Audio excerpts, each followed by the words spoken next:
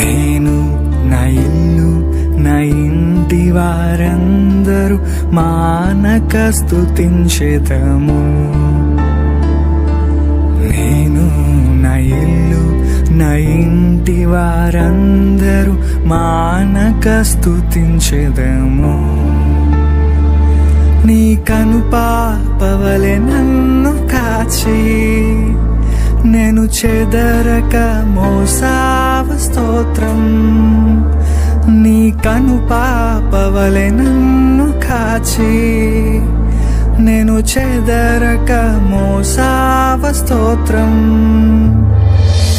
ఎబినేసరే ఎబినేసరే ఇంతకాలం కాచితివే. ఎబినేసరే ఎబినేసరే నా తోడువై నడచితివే. స్తోత్రం స్తోత్రం స్తోత్రం కనుపాపగా కాచితివి. స్తోత్రం స్తోత్రం స్తోత్రం స్తోత్రం కౌగిలిలో దాచితివి. స్తోత్రం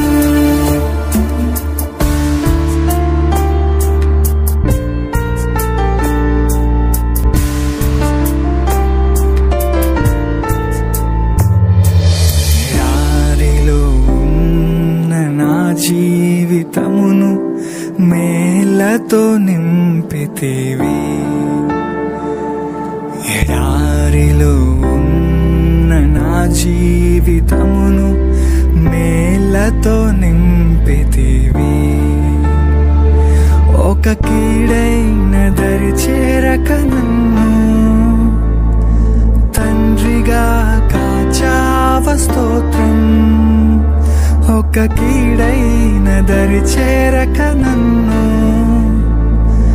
తండ్రిగా కాచావ. స్తోత్రం ఎబినేసరే ఎబినేసరే ఇంతకాలం కాచితివే.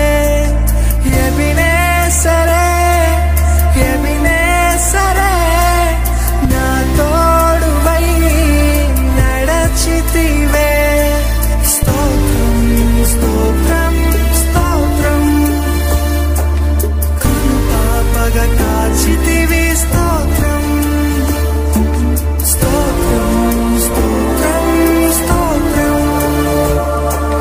కౌగిలిలో దాచితివి. స్తోత్రం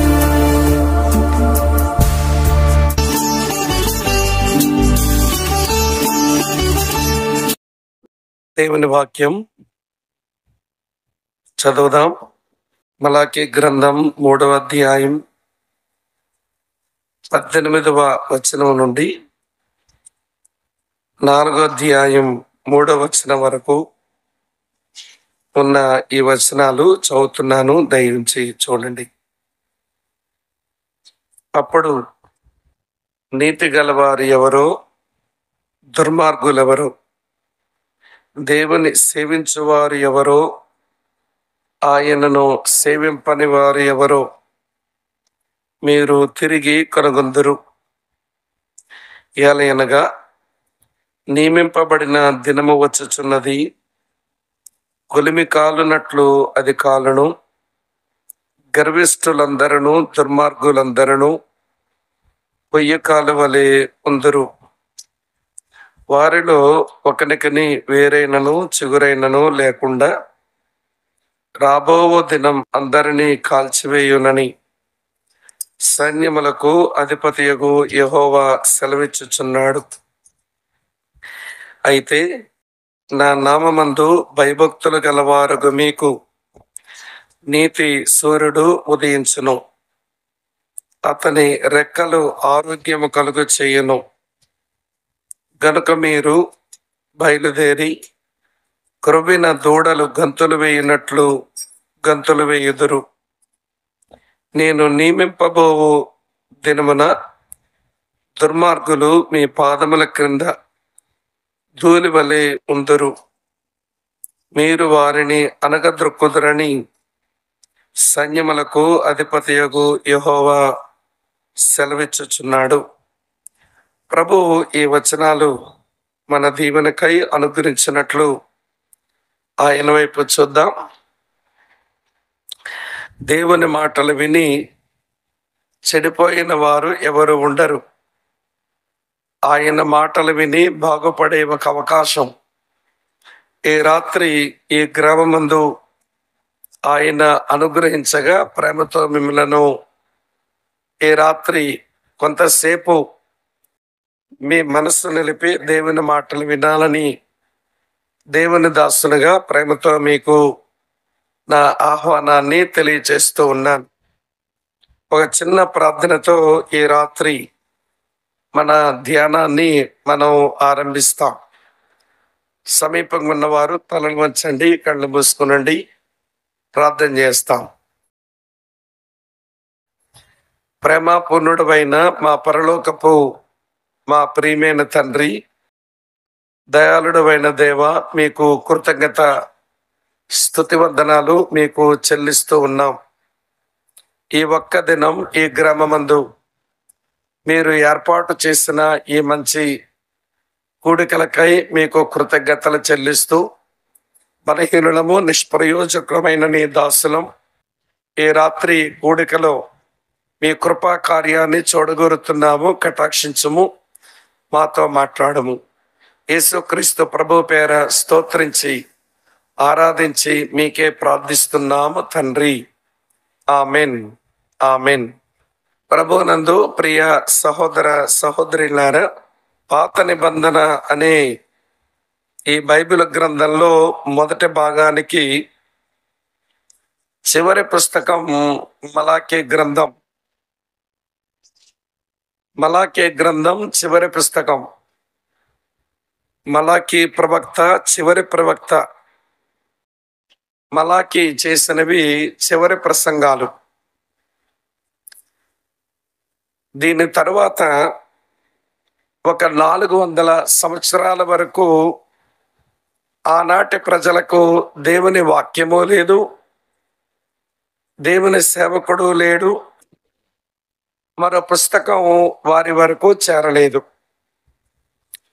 మాట్లాడే ప్రేమ కలిగిన దేవుడు మనుషులతో ఆయన మాట్లాడడం మానేశాడు.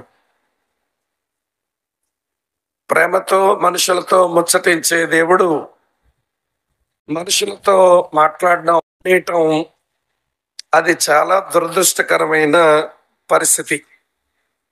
ఎందుకు అని అంటే, దేవుని వాక్యములు బయలు వెడలిన తోడనే వెలుగు కలుగును అని రాసి ఉంది.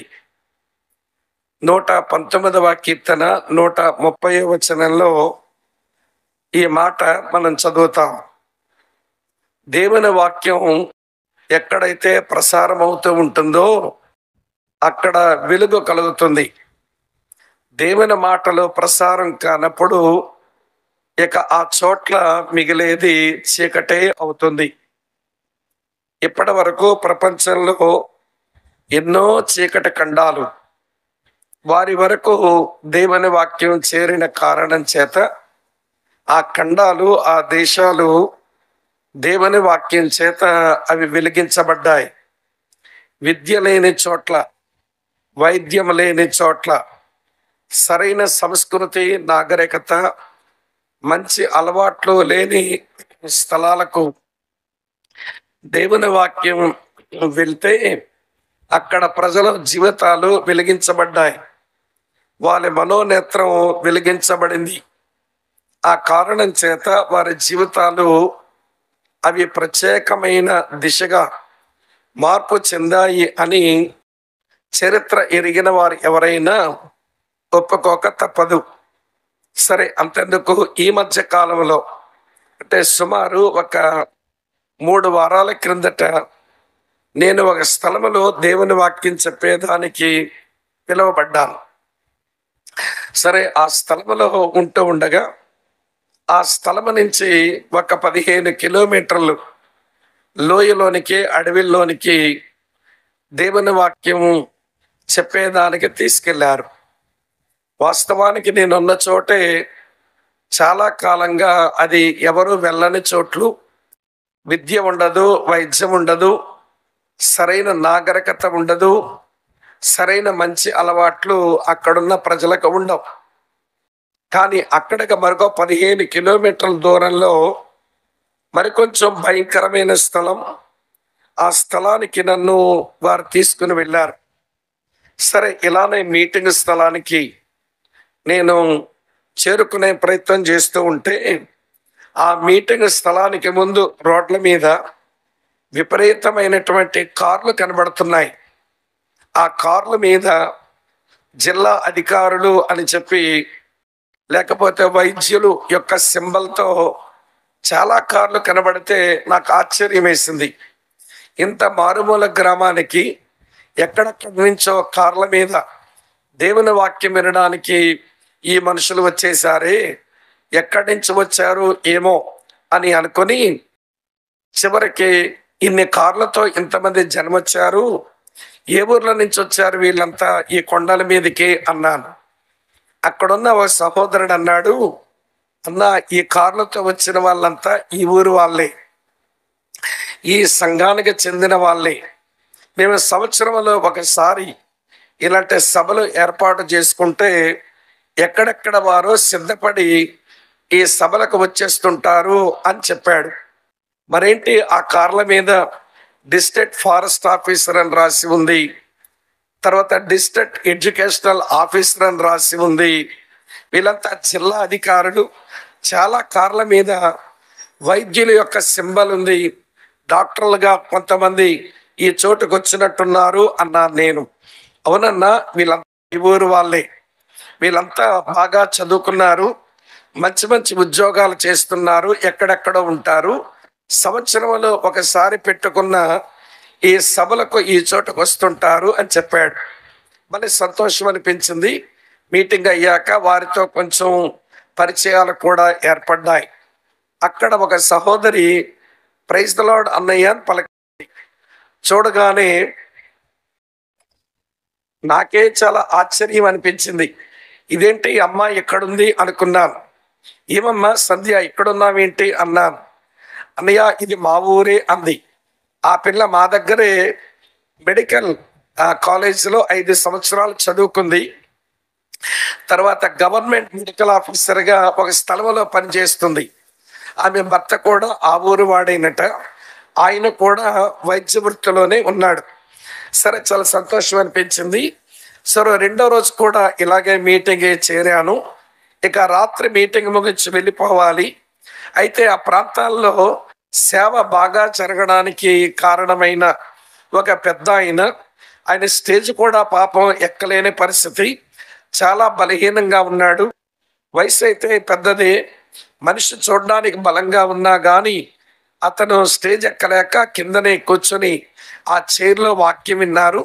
తర్వాత ఆయనకి నాకు భోజనం పెట్టినప్పుడు ఆయన అడిగాం, సార్, ఇంతమంది ఈ గ్రామంలో చదువుకున్న వాళ్ళు ఎట్లయ్యారు, ఇంతమంది పెద్ద పెద్ద ఉద్యోగస్తులు ఎట్లయినారు, నాకు అర్థం కాలేదు. నిన్న చూస్తే కొన్ని కార్లు కనబడ్డాయి, ఈరోజు 2 ఎక్కువ కార్లు వచ్చినాయి, ఇంతమంది ప్రజలు వచ్చారు కదా, వీళ్ళంతా ఈ ఊరు వాళ్ళేనంట కదా అన్నాను. అప్పుడు ఆ పెద్ద ఆయన చెప్పాడు, మా అమ్మ మా నాన్న ఈ ప్రాంతాల్లో రోడ్లు లేనప్పుడు, ఇక్కడ విద్య వైద్యం లేనప్పుడు, వీళ్ళకి బట్టలు వేసుకునే నాగరికత కూడా తెలియనప్పుడు మా అమ్మ నాన్న ఈ ప్రాంతాలకు వచ్చి దేవుని వాక్యం చెప్పారు. ఈ ప్రజలు దేవుని వాక్యం విని దేవుని యందు విశ్వాసం ఉంచి వారి పిల్లల్ని చదివించుకోవడానికి ఇష్టపడ్డారు. అలాగ వారి పిల్లలు చదువుకున్న తర్వాత మరి వీళ్ళు ట్రైబల్ తెగ చెందినవారు కాబట్టి కొంచెం ఉద్యోగ అవకాశాలు వీళ్ళకి త్వరగానే దొరికాయి. ఇక్కడ చాలా మంది ఒక్కొక్క ఇంటికి 2-3 దేవుని యొక్క పిల్లలు వారు ఉద్యోగాలు చేస్తూ ఉంటుంటారండి అని చెప్పాడు. చెప్తా ఆయన అన్నాడు, ఈ గ్రామం ఇలా వెలిగించబడ్డానికి గల కారణం ఈ ఊరికి దేవుని వాక్యం వచ్చింది, ఈ గ్రామంలో దేవుని సంఘం ఉంది అన్నాడు. అది మా అమ్మా నాన్న ఆ రోజున చేశారు, వాళ్ళు గతించిపోయారు. ఆ పరిచర్యను నేను కొంచెం కొనసాగిస్తూ ఏదో వీళ్ళకి ఆధ్యాత్మిక నాయకత్వం ఇస్తున్నాను అన్నాడు. అప్పుడు నాకు ఆ వచనం బాగా జ్ఞాపకం వచ్చింది. దేవుని వాక్యములు బయలు వెడలిన తోడనే వెలుగు కలుగును అనే మాట.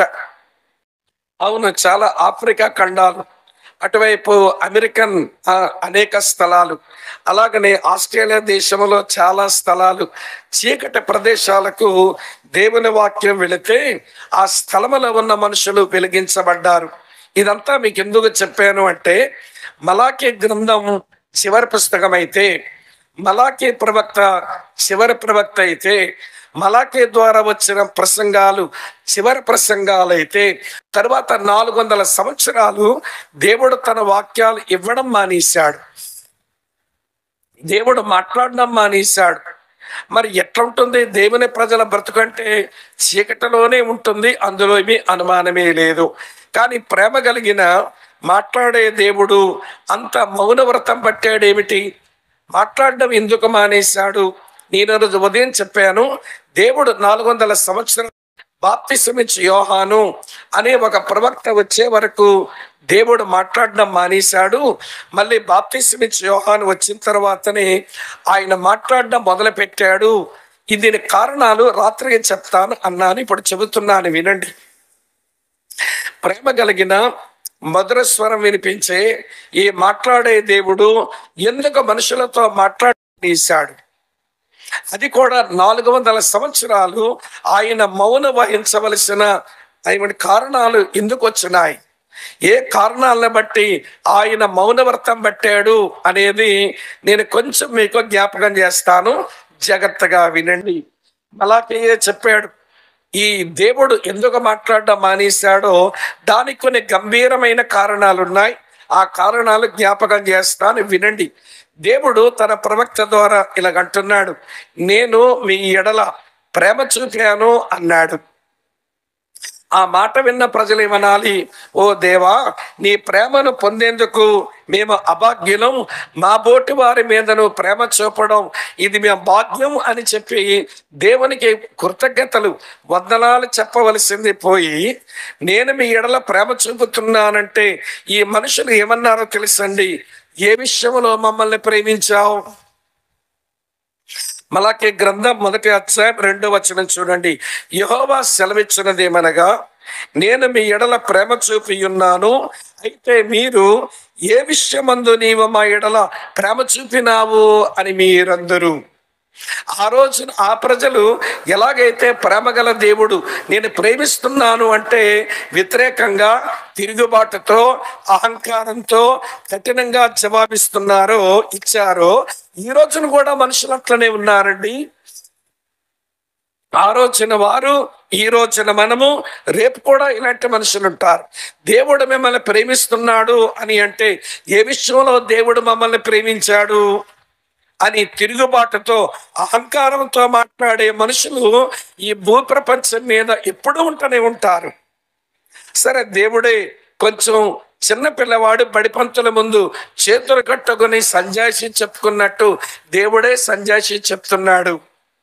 ఏమర్రా, యాకోబు యొక్క అన్న ఏశావు మీకు తెలియదా? ఏశావు యాకోబు కన్న కాడా? ఈ ఏశావు అతని సంతతి వారు దేశమును కట్టుకోగోరితే, వారి ఇల్లు కట్టుకోవాలని ప్రయత్నం చేస్తే నేను అవకాశం ఇవ్వలేదే వాళ్లకు. మీరు యాకోబు సంతతి వారైన మీరు ఒక 70 సంవత్సరాలు మీ దేశమును విడిచిపెట్టి పరాయి దేశంలో ఉండి 70 సంవత్సరాల తర్వాత మళ్ళీ మీరు వెనక్కి వచ్చి మీరు ఇల్లు కట్టుకుంటే కట్టుకోనివ్వలేదా?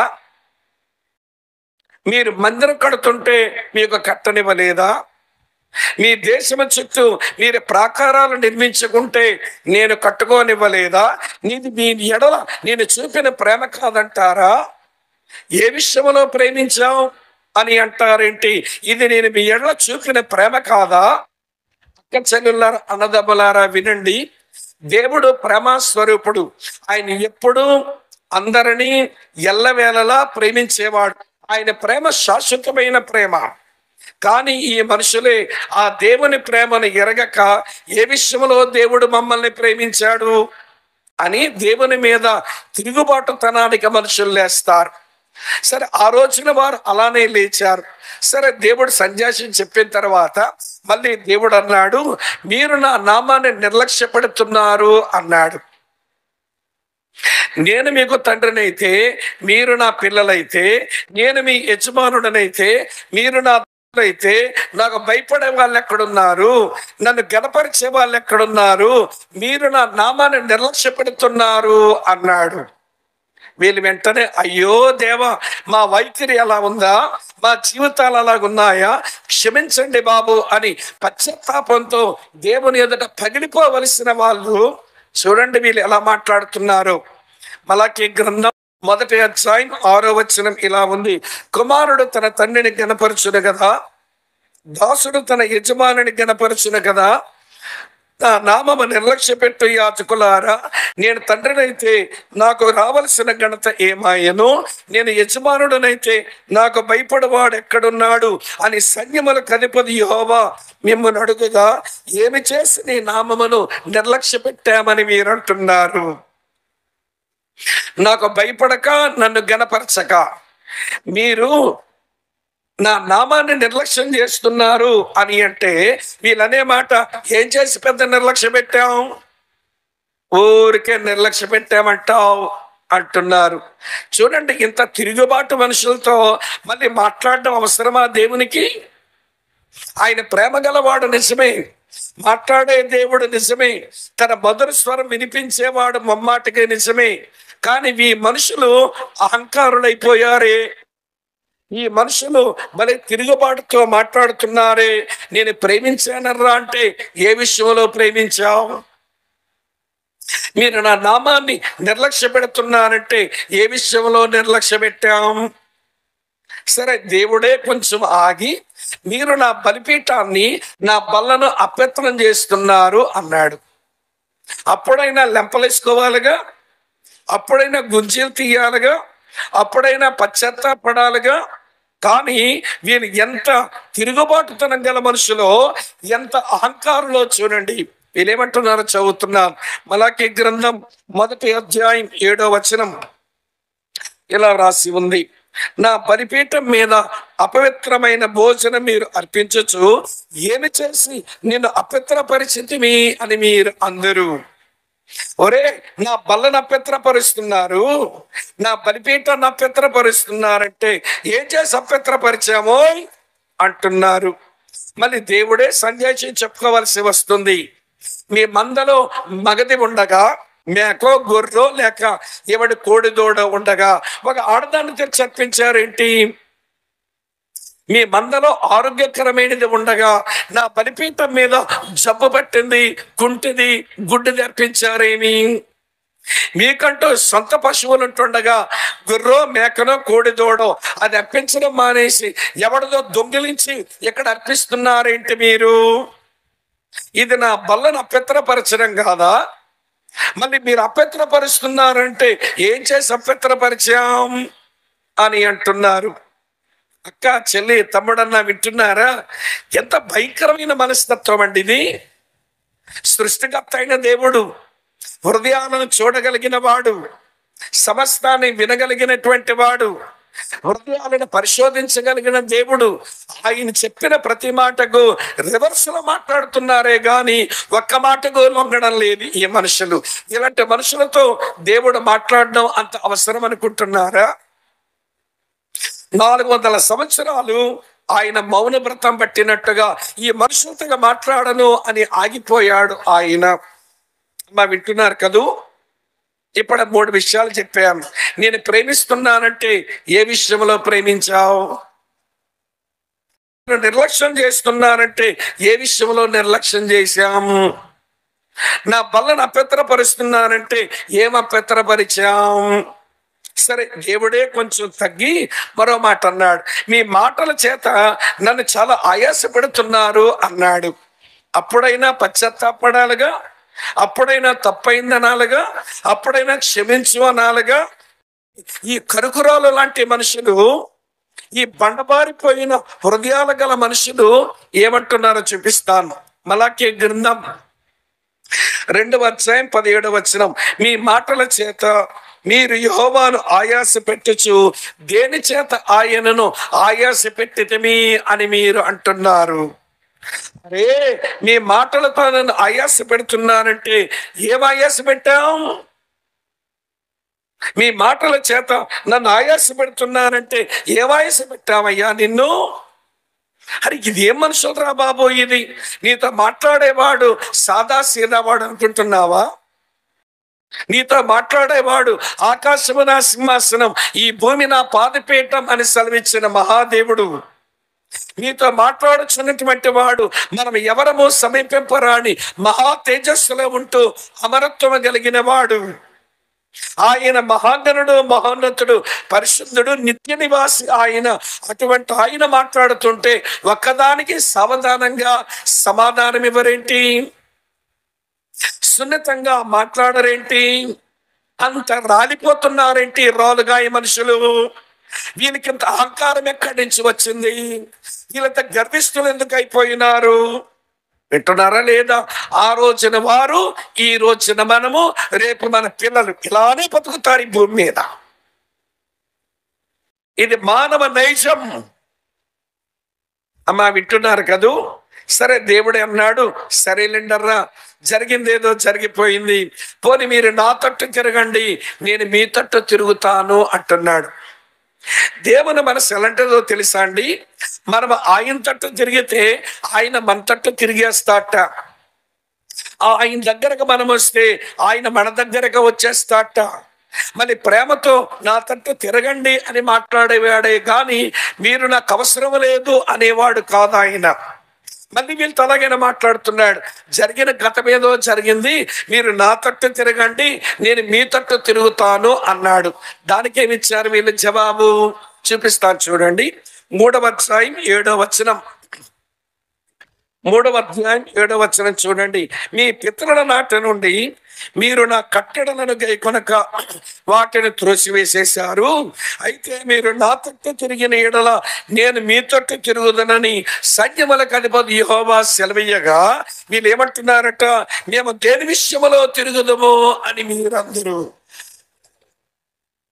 మీరు నా తట్టు తిరగండి, నేను మీ తట్టు తిరుగుతానంటే ఏ విషయంలో తిరగమంటావయ్యా? వరి ఇంత కఠినాత్మలు ఏంటండి ఈ మనుషులు? ఇంత అహంకారంతో మాట్లాడుతున్నారు ఏంటండి ఈ మనుషులు? ఇంత రెక్లెస్ గా ఉన్నారేంటండి ఈ మనుషులు? ఇంత నిర్లక్ష్య వైఖరి కలిగి ఉన్నారేంటండి ఈ మనుషులు? ఆ రోజున వారెంతో ఈ రోజున మనుషులు అలాగే ఉన్నారు. వినండి, 400 సంవత్సరాలు ఆయన మాట్లాడడం మానేయడానికి గల కారణం ఇవేనండి. అమ్మ, వింటున్నారా? ఇప్పుడు నీ కడుపున పుట్టిన కొడుకు ఏమండి, నువ్వు ఏది మాట్లాడినా వాడు తిరుగుబాటుతనంతోనే మాట్లాడుతున్నాడు అనుకోండి. నీ కడుపున పుట్టిన కూతురు ఏది అహంకారంతోనే జవాబిస్తుంది అనుకోండి. మీరేమంటారండి తల్లిదండ్రులుగా? పోరా, చచ్చేవనుకుంటున్నాం, నా ఇంట్లో చెప్పో, ఏది మాట్లాడినా తిరుగుబాటు మాట్లాడతావేంటి? తల్లిదండ్రులు అంటే నీకు భయం లేదా? నీకంత నిర్లక్ష్యమా? నేనెంత సావధానంగా నీకు బుద్ధి చెబుదామని మాట్లాడుతుంటే అహంకారమే మాట్లాడుతూ పోరా, నువ్వు చచ్చాను పనికి మాలినోడా. అరే, నీ కొడుకుకేమో అంత తెగేసి మాట్లాడేస్తావే, నీ కూతుర్ని అంత తెగేసి మాట్లాడతావే. మరి దేవుడు ఒకసారి కాదు, 2 సార్లు కాదండి, ఇప్పటికి 5 సార్లు చూసాం మనం. ఒకదానికి సున్నితంగా జవాబు చెప్పరు, ఒకదానికి మెత్తగా మాట్లాడరు, ఒకదానికి కూడా సరైన జవాబు ఇవ్వరు. ప్రతిదానికి తిరుగుబాటే.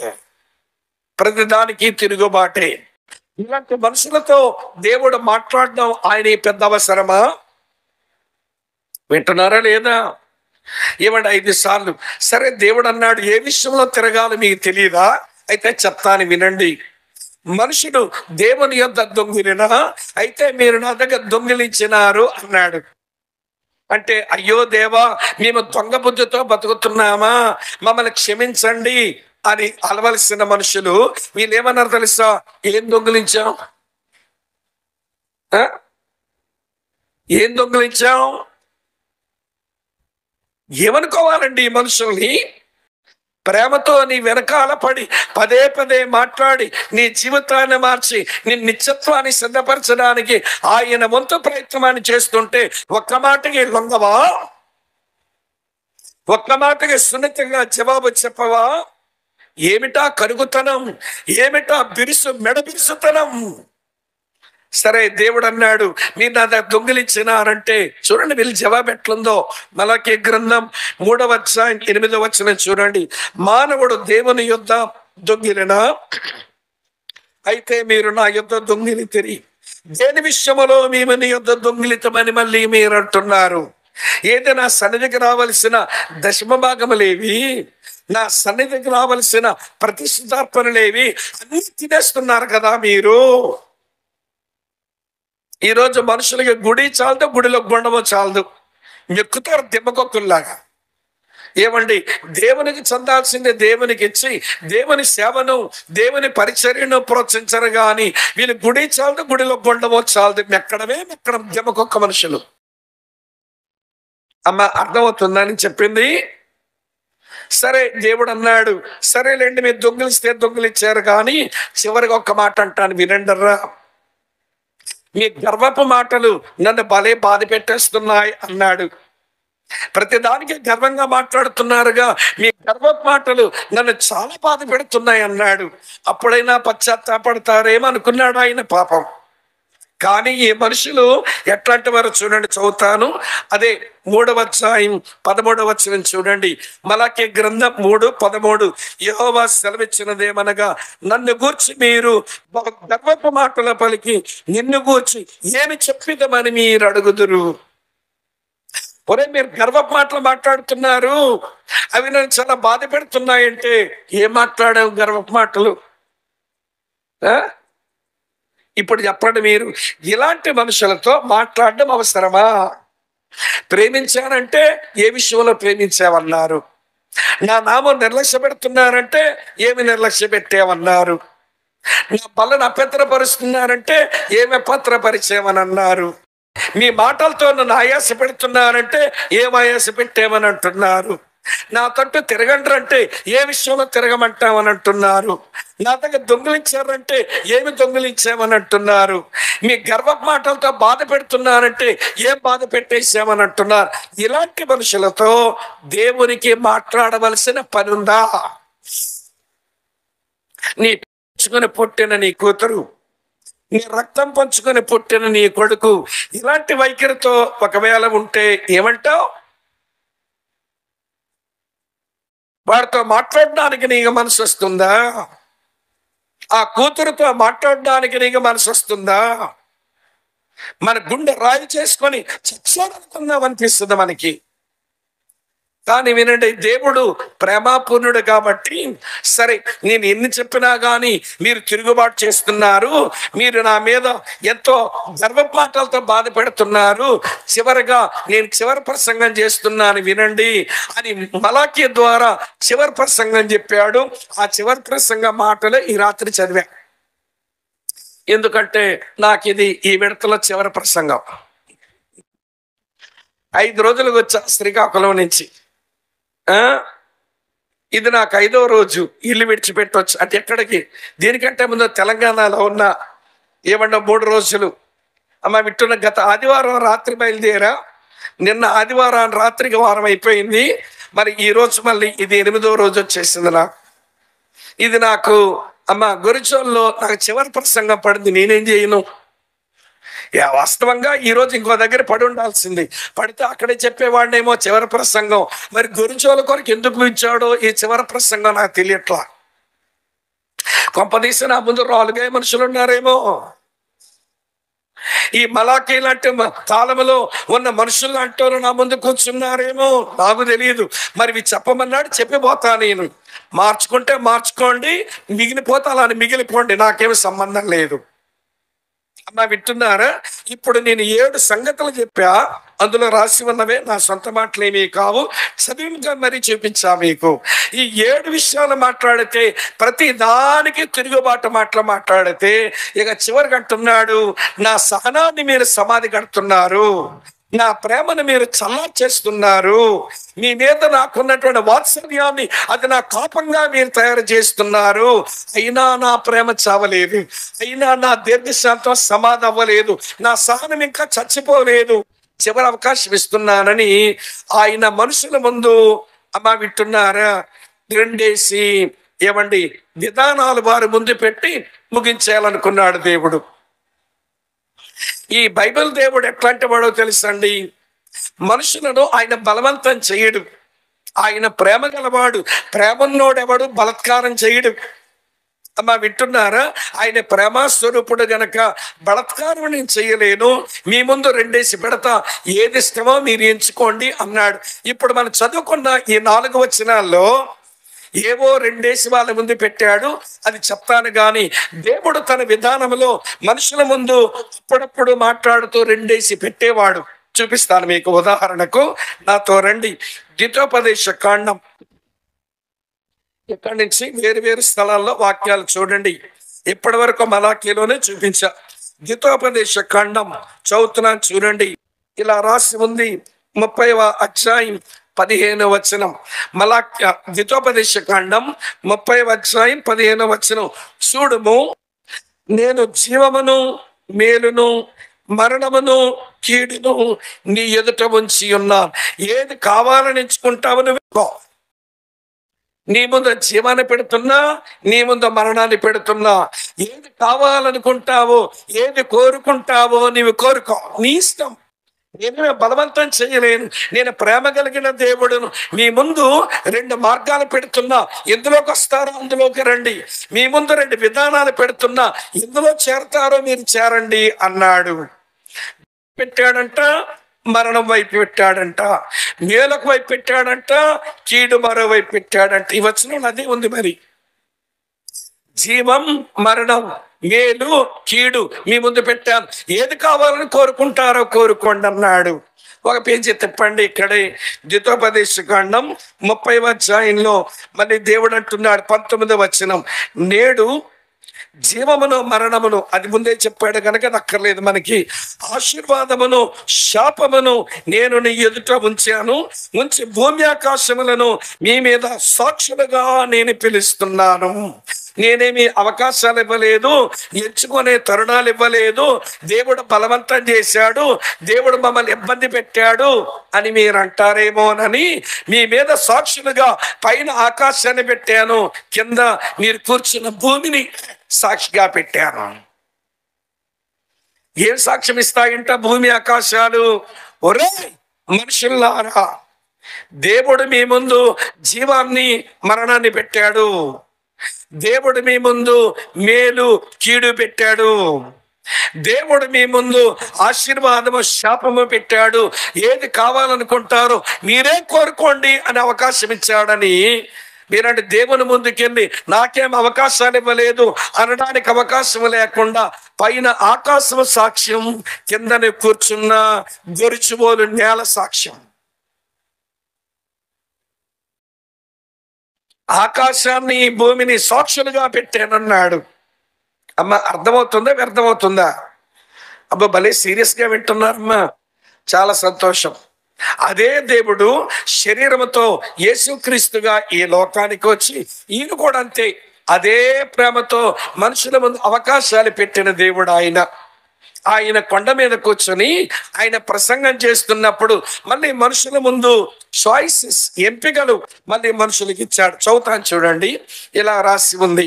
ప్రియులారా, మత్తయి సువార్త 7వ అధ్యాయం మీ కొరకే చదువుతున్నాను చూడండి. మత్తయి సువార్త 7వ అధ్యాయం 13, 14 వచనాలు ఇలా ఉన్నాయి.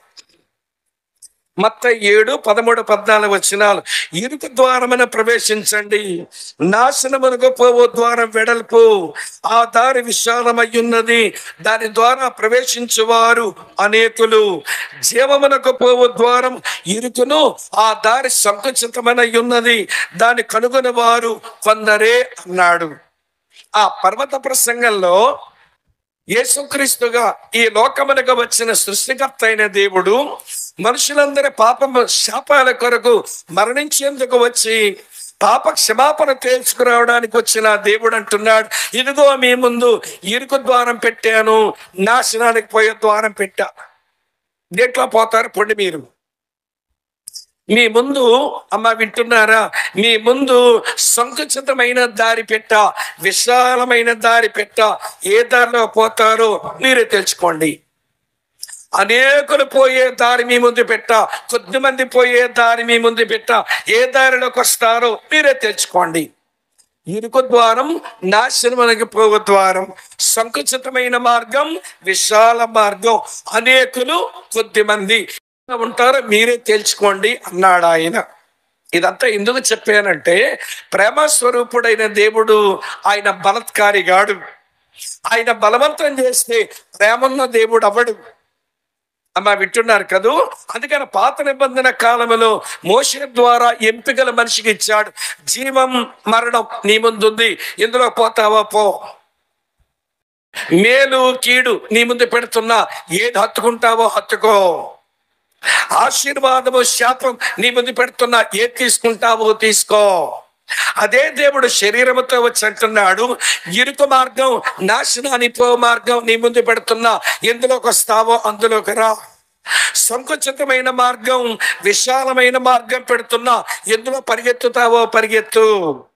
కొద్దిమంది వెళ్ళేది, అనేకులు పోయేది నీ ముందు పెడుతున్నా, ఎందులో నువ్వు కలుస్తావో నువ్వు తేల్చుకో అన్నాడు. ఇంత ఎందుకు చెప్పానంటే, ప్రేమ స్వరూపుడైన దేవుడు ఎవరిని బలవంతం పెట్టాడు, మనుషుల ముందు ఎంపికలు పెట్టి మనుషులకు ఆయన అవకాశాలు ఇచ్చేవాడు. మలాకి ద్వారా ఇక నేను మీతో మాట్లాడలేను, నేను ఏది మాట్లాడినా తిరుగుబాటు చేస్తున్నారుగా మీరు. ఒక్కదానికి సున్నితంగా జవాబు చెప్పరు, ఒక్కదానికి దీన మనసుతో జవాబు చెప్పరు. మీరు రాలుగా మనుషులు అయిపోయారు. మీకు తిరుగుబాటు చేయడం మీ వ్యసనం అయిపోయింది. నేను ఎంత ప్రేమగా మాట్లాడినా మీరు మొరటగానే మాట్లాడుతున్నారు. మీరు, మీ గుండెలు రోళ్ళైపోయినాయి. అందుకే మీరు ఇలా మాట్లాడుతున్నారు గనక ఇగో చివరి అవకాశం మీకు ఇచ్చేస్తున్నా, మీ ఇష్టం అని చెప్పి మనం చదివిన 4 వచనాల్లో, అమ్మ వింటున్నారా, 2 గుంపులు పెట్టాడు. ఏ గుంపులో చేరతారో చేరండి అన్నాడు. 2 గుంపులు ఏంటో తర్వాత చెప్తాను. తర్వాత మన ముందు 2 గమ్యాలు పెట్టాడు. ఏ గమ్యానికి వస్తామో మనం వెళ్ళొచ్చు, అది కూడా చెప్పాడు ఇక్కడ, తర్వాత చెప్తాను. 2 గుంపులు, 2 గమ్యాలు. తర్వాత దేవుడు మీ ముందు 2 గతులు పెడుతున్నా, ఏ గతి పొందాలనుకుంటావో నీ ఇష్టం అని 2 గతులు పెట్టి ముగించేశాడు. లాస్ట్ మెసేజ్ అయిపోయింది, మూసేశాడు దేవుడు. అయినా మారలేదండి వీళ్ళు, అయినా మారలేదు. ఆ కారణం చేత 400 సంవత్సరాలు బాప్తిస్మిచ్చి యోహాను అనే మన ప్రవక్త వచ్చే వరకు దేవుని వాక్యం లేని వాళ్ళు అయిపోయారు, మరి పుస్తకం లేని వాళ్ళు అయిపోయారు, మరి ప్రసంగం లేని వారు అయిపోయారు. దేవుని వాక్యం లేని కారణం చేత చీకటి అనుభవించడం అలవాటైపోయింది వీళ్లకు. కరుకుతనం, దుర్మార్గం, కొట్టుకోవడం, బలత్కారాలు, జగడాలు, అన్యాయం, అక్రమాలు, దోచుకోవడం అన్ని అలవాటైపోయాయి వీళ్ళకి. దేవుని వాక్యం ఉంటే కదా పరిశుద్ధత, నీతి, న్యాయం. అబ్బా వింటున్నారా ఈ మాట? ఈనాడు ప్రియులు, దేవుని వాక్యానికి భయపడదాం అనే లక్షణాలు దేవుని వాక్యం వినబడుతుంటే వస్తాయి. దేవుని వాక్యాలు వినబడకపోతే మనుషులు అన్యాయాలు, అక్రమాలు, జగడాలు, కొట్లాటలు, ఈనాడు దోచుకోవడం, బలత్కారం చేయటం, అది మనుషుల్లో విరివిగా కనబడతాయి. వినండి వినండి వినండి, ఈ 400 సంవత్సరాలు ఈ మనుషులు అలానే తయారయ్యారు. ఎక్కడ చూసినా అన్యాయమే, ఎక్కడ చూసినా అక్రమమే, ఎక్కడ చూసినా బలత్కారమే, ఎక్కడ చూసినా దోషమే, ఎక్కడ చూసినా బాధే, ఎక్కడ చూసినా జగడాలే, ఎక్కడ చూసినా విన దేవుని వాక్యం లేని పరిస్థితులే కనబడిపోయినాయి. 400 సంవత్సరాలు ఈ భయంకరమైన దుష్టదినాలు అనుభవించవలసి వచ్చింది. మాట్లాడే దేవుని లోకోగట్టారుగా, ప్రేమతో వెనకాల పడుతుంటే చులకన చేశారుగా, మారడానికి ఇష్టం లేక పాపాన్ని ప్రేమించి మీ గుండెలు పాపాన్ని వదలలేమన్నట్టుగా బతుకుతున్నారు మీరు. అక్క చెల్లి తమ్ముడన్నా వినండి, అలాంటి దుష్ట దినాలు ఈ భూమి మీద ఏ దేశానికి, ఏ రాష్ట్రానికి, ఏ గ్రామానికి రాకూడదని కోరుకోవాలి. ఏదోలాగా దేవుని వాక్యాలు వెళ్ళిపోతే, ఈ మనుషుల హృదయాలు వెలిగించబడితే వెలుగు కలుగుతుంది కదా అని అనుకోవాలి. మనం ఇక్కడ ఉన్నారా లేదా? ఇప్పుడు చెప్తాను రండి. 2 గుంపులు, 2 గమ్యాలు, 2 గతులు. ఇదే ఫైనల్ మెసేజ్. నేను కూడా ఆ 2 మీ పెట్టేసి త్వరగా పేర్చేసి మీ వద్దని సెలవు తీసుకొని నేను కూడా పోతా. అమ్మ వింటున్నారా? ఏమిటా 2 గుంపులు? ఈ 2 గుంపుల సంగతి చెప్తాను.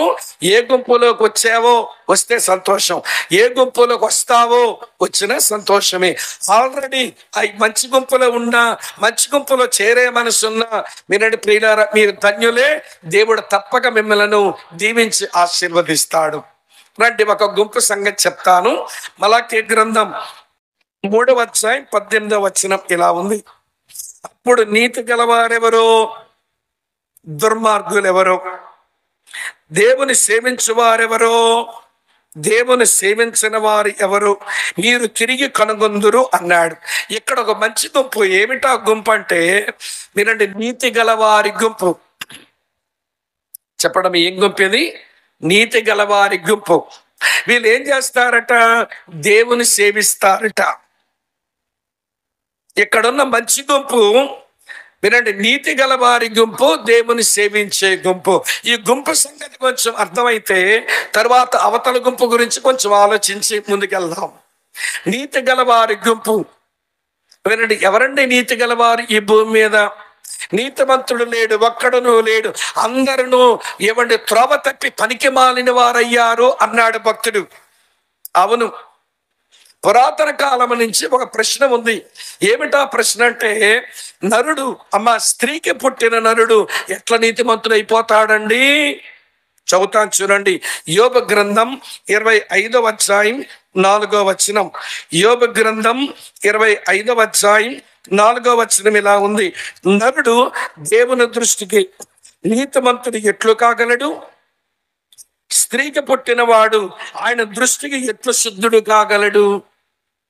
ఈ భూమి మీద ఒక తల్లికి పుట్టినోడు ఎలాగండి నీతిమంతుడవుతాడు? వీడు ఎలాగండి శుద్ధుడవుతాడు? అందరూ పాప స్వభావంతో పుట్టినోళ్ళే కదా, పాప పనులు చేసినోళ్ళే కదా, తద్వారా నరకానికి వెళుతున్న వారే కదా. ఈ స్త్రీకి పుట్టిన నరుడు ఎట్లా శుద్ధుడవుతాడు, ఎట్లా నీతిమంతుడవుతాడు? ఇది పురాతన కాలం నుంచి ఉన్న ప్రశ్న. దీన్ని ఏన్షియంట్ క్వశ్చన్ అంటారు. అన్ని మతాల వారి దగ్గర ఉంది ప్రశ్న, అన్ని జాతుల మధ్య ఉంది ప్రశ్న, అనేక కాలాల నుంచి ఉంది ప్రశ్న. మరి స్త్రీకి పుట్టిన వాడు ఎట్లా నీతిమంతుడవుతాడు? వాడు ఎలాగ శుద్ధుడు కాగలుగుతాడు అని అంటే, నా చేతిలో ఉన్న 66 పుస్తకాలు కలిగిన ఈ బైబిల్ గ్రంథం స్త్రీకి పుట్టిన వాడు ఎట్లా నీతిమంతుడు కాగలడు అనే దానికి చక్కని జవాబులు ఇచ్చింది. బైబిల్ మినహాయించి ఒక పాపి నీతిమంతుడు అవ్వడానికి జవాబులు వేరొక చోట నీకు చిక్కవు. వింటున్నారా? ఒక పాపి ఎలా నీతిమంతుడు కాగలడు? ఒక స్త్రీకి వాడు ఎలాగ శుద్ధుడు కాగలడు అని అంటే, ఈ 66 పుస్తకాల బైబిల్ గ్రంథం ఏమని జవాబిస్తుంది అని అంటే, మొదటి మాట వాని మీద దేవుని కృప కలగగా, రెండవ మాట వాడు దేవుని విశ్వాసం ఉంచగా వాడు నీతిమంతుడవుతాడు అన్నాడు. అంతే. దేవుని కృప కలగాలి కదండి అంటారేమో. కొంతమంది అంటుంటారు, నేను ఎందుకు నమ్ముకోను దేవుణ్ణి, నేను ఎందుకు రక్షణ పొందను, నేను ఎందుకు నీతిమంతుని అవ్వలేదంటే దేవుని కృప కలగలేదంటాడు. ఓరి బుద్ధిమాలినోడా, ఓరి పనికిమాలినోడా, దేవుని మాటలు నీ చెవిలో పడుతున్నాయనంటే ఇంతకంటే కృప కలగడానికి వేరొక నిదర్శనం లేదు. దేవుని మాటలు నీ చెవిలో పడుతున్నాయి, దేవుని వాక్య సత్యాలు నీ వరకు దేవుడు చేరుస్తున్నాడు అంటే నీ మీద దేవుని కృప ఉంది అని అర్థం. మరి నువ్వు విశ్వసించడమే నీది బాకీ. ఆయనేమో కృప చూపుతున్నాడు, నువ్వేమో విశ్వాసం ఉంచాలి, అప్పుడు నీకు నీతి కలుగుతుంది. బైబిల్లో ఉదాహరిస్తాను, వినండి. ఆదికాండం 6వ అధ్యాయంలో చదువుతున్నాను, చూడండి ప్రియుల, 8వ వచనం. ఆదికాండం ఒక ఉదాహరణ. ఆదికాండం ఎవరైనా అంటే బైబిల్లో ఈ ఫార్ములాతోనే నీతిమంతులు అవుతారు. అయినా ఒక ఉదాహరణ ఇవ్వాలని చూపిస్తున్నాను మీకు. ఆదికాండం 6వ అధ్యాయం 8వ వచనం చూడండి. అయితే నోవహు యెహోవా దృష్టి యందు కృప పొందినవాడు ఆయను. అవును, ఆయన కృపను పొందినాడు. అతని వరకు దేవుని మాటలు చేరుకున్నాయి. దేవుని వైపు పని అయిపోయింది, ఇప్పుడు ఈయన వైపు పని ఉంది. ఈయన దేవుని యందు విశ్వాసం ఉంచాలి. ఇప్పుడు అది జరిగింది నోవా జీవితంలో. హెబ్రీయులకు రాసిన పత్రిక 11వ అధ్యాయం 7వ వచనం చూడండి. హెబ్రీయులకు రాసిన పత్రిక 11వ అధ్యాయం 7వ వచనం ఇలా రాసి ఉంది. మీ కొరగా చదువుతున్నాను చూడండి ప్రియులారా.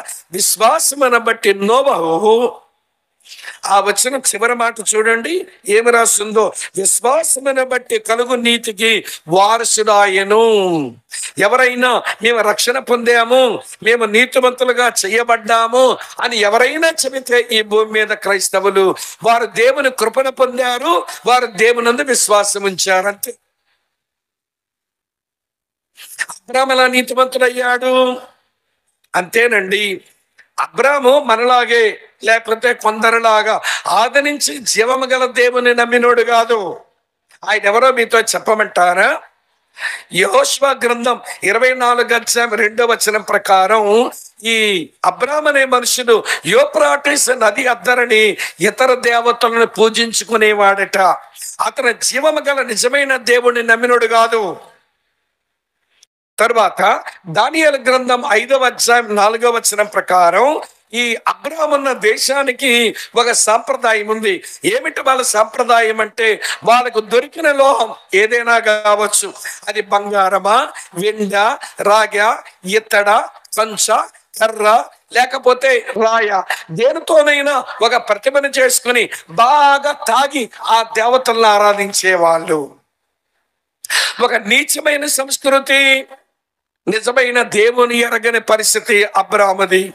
కానీ దేవుడు పిలిచాడు, అబ్రహామా నీ దేశమును విడిచిరా, నీ తండ్రి నుంచి విడిచిరా, నీ బంధువులను విడిచిరా, నీకు ఒక దేశాన్ని స్వాస్థ్యంగా ఇస్తాను, అటు తరువాత నీకు సంతానం ఇస్తానని పిలిస్తే నిజదేవుడు మాట్లాడాడు. నేను చాలా దేవతలు పూజించాను కానీ నాతో ఎవరో మాట్లాడలేదే, ఈ దేవుడు మాట్లాడాడు అని చెప్పి దేవుని మీద విశ్వాసం ఉంచి, అమ్మా వింటున్నారా ఈ మాట? దేవుని మీద విశ్వాసం తరువాత అతను నీతిమంతుడైపోయాడు. ఆదికాండం 15వ అధ్యాయం 6వ వచనంలో ఉంటుంది, అబ్రాహాము యెహోవాను నమ్మెను, అది అతనికి నీతిగా ఎంచబడెను. ఒక పాపి నీతిమంతుడు అవ్వాలంటే ఇదేనమ్మా సూత్రం.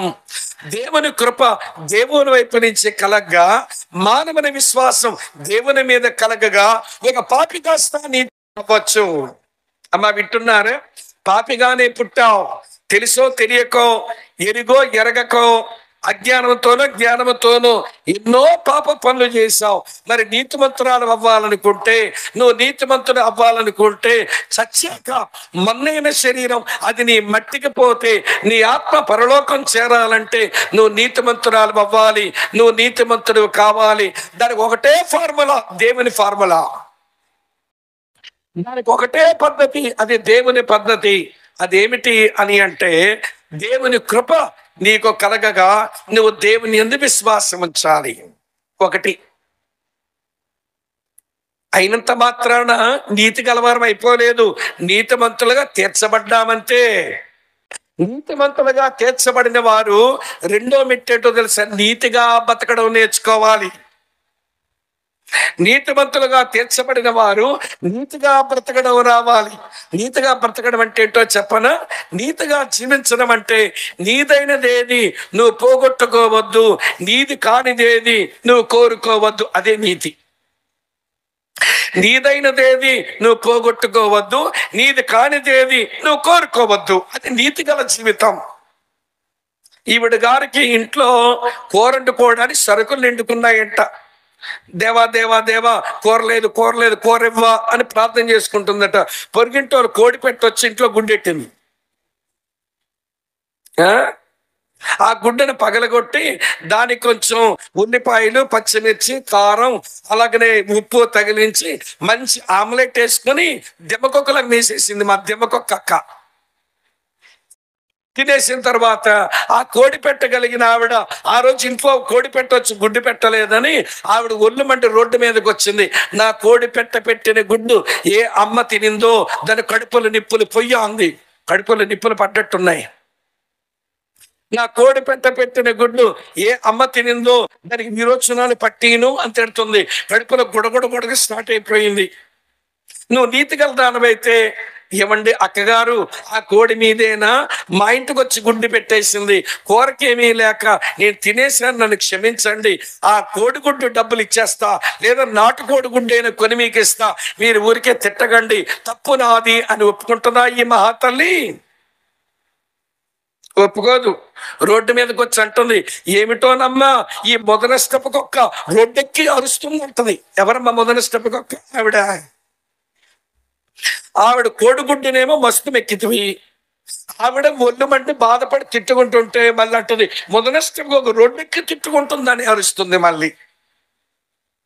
ఇదేమి నీతి గల బతకో? మీ వైపు సంగతి మాకు తెలియదు కానీ మా వైపు అయ్యా ఇప్పుడే పితికిన పాలు తెచ్చి మీకేస్తున్నానంటాడు. పితికిన పాలని ఇలా వేలిపెట్ట చూస్తే పాలంటూ నీళ్ళే. ఏమి నీతి గల మనిషో ఈ మనిషి! నోరేమో నీతి మాట్లాడొద్ది, బతుకేమో దుర్నీతితో ఉంటది. నీతిమంతులుగా తీర్చబడేవారు నీతిగా జీవించాలి. మరి అమ్మ వింటున్నారా? నీతిగా జీవిస్తే తెల్లారిపోదు. మూడో అనుభవం ఉంది, నీతి గలవారు గుంపు కలిగి ఉండవలసింది. అదేంటో తెలుసా ప్రియులారా? నీతిని ప్రకటిస్తూ బ్రతకాలట.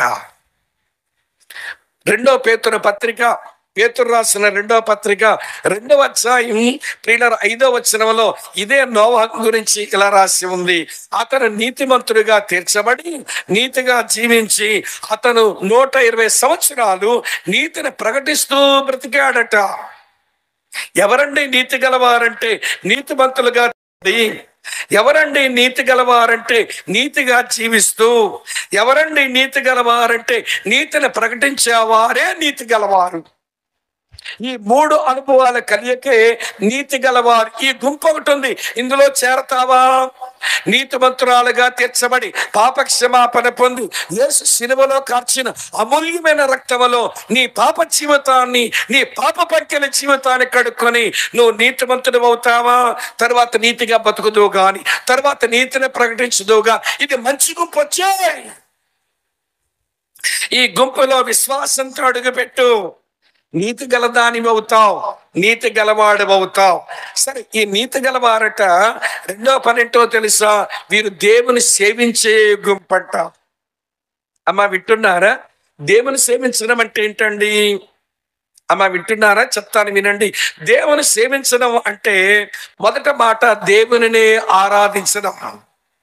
దేవుని సేవించడం అంటే దేవునినే ప్రేమించడం.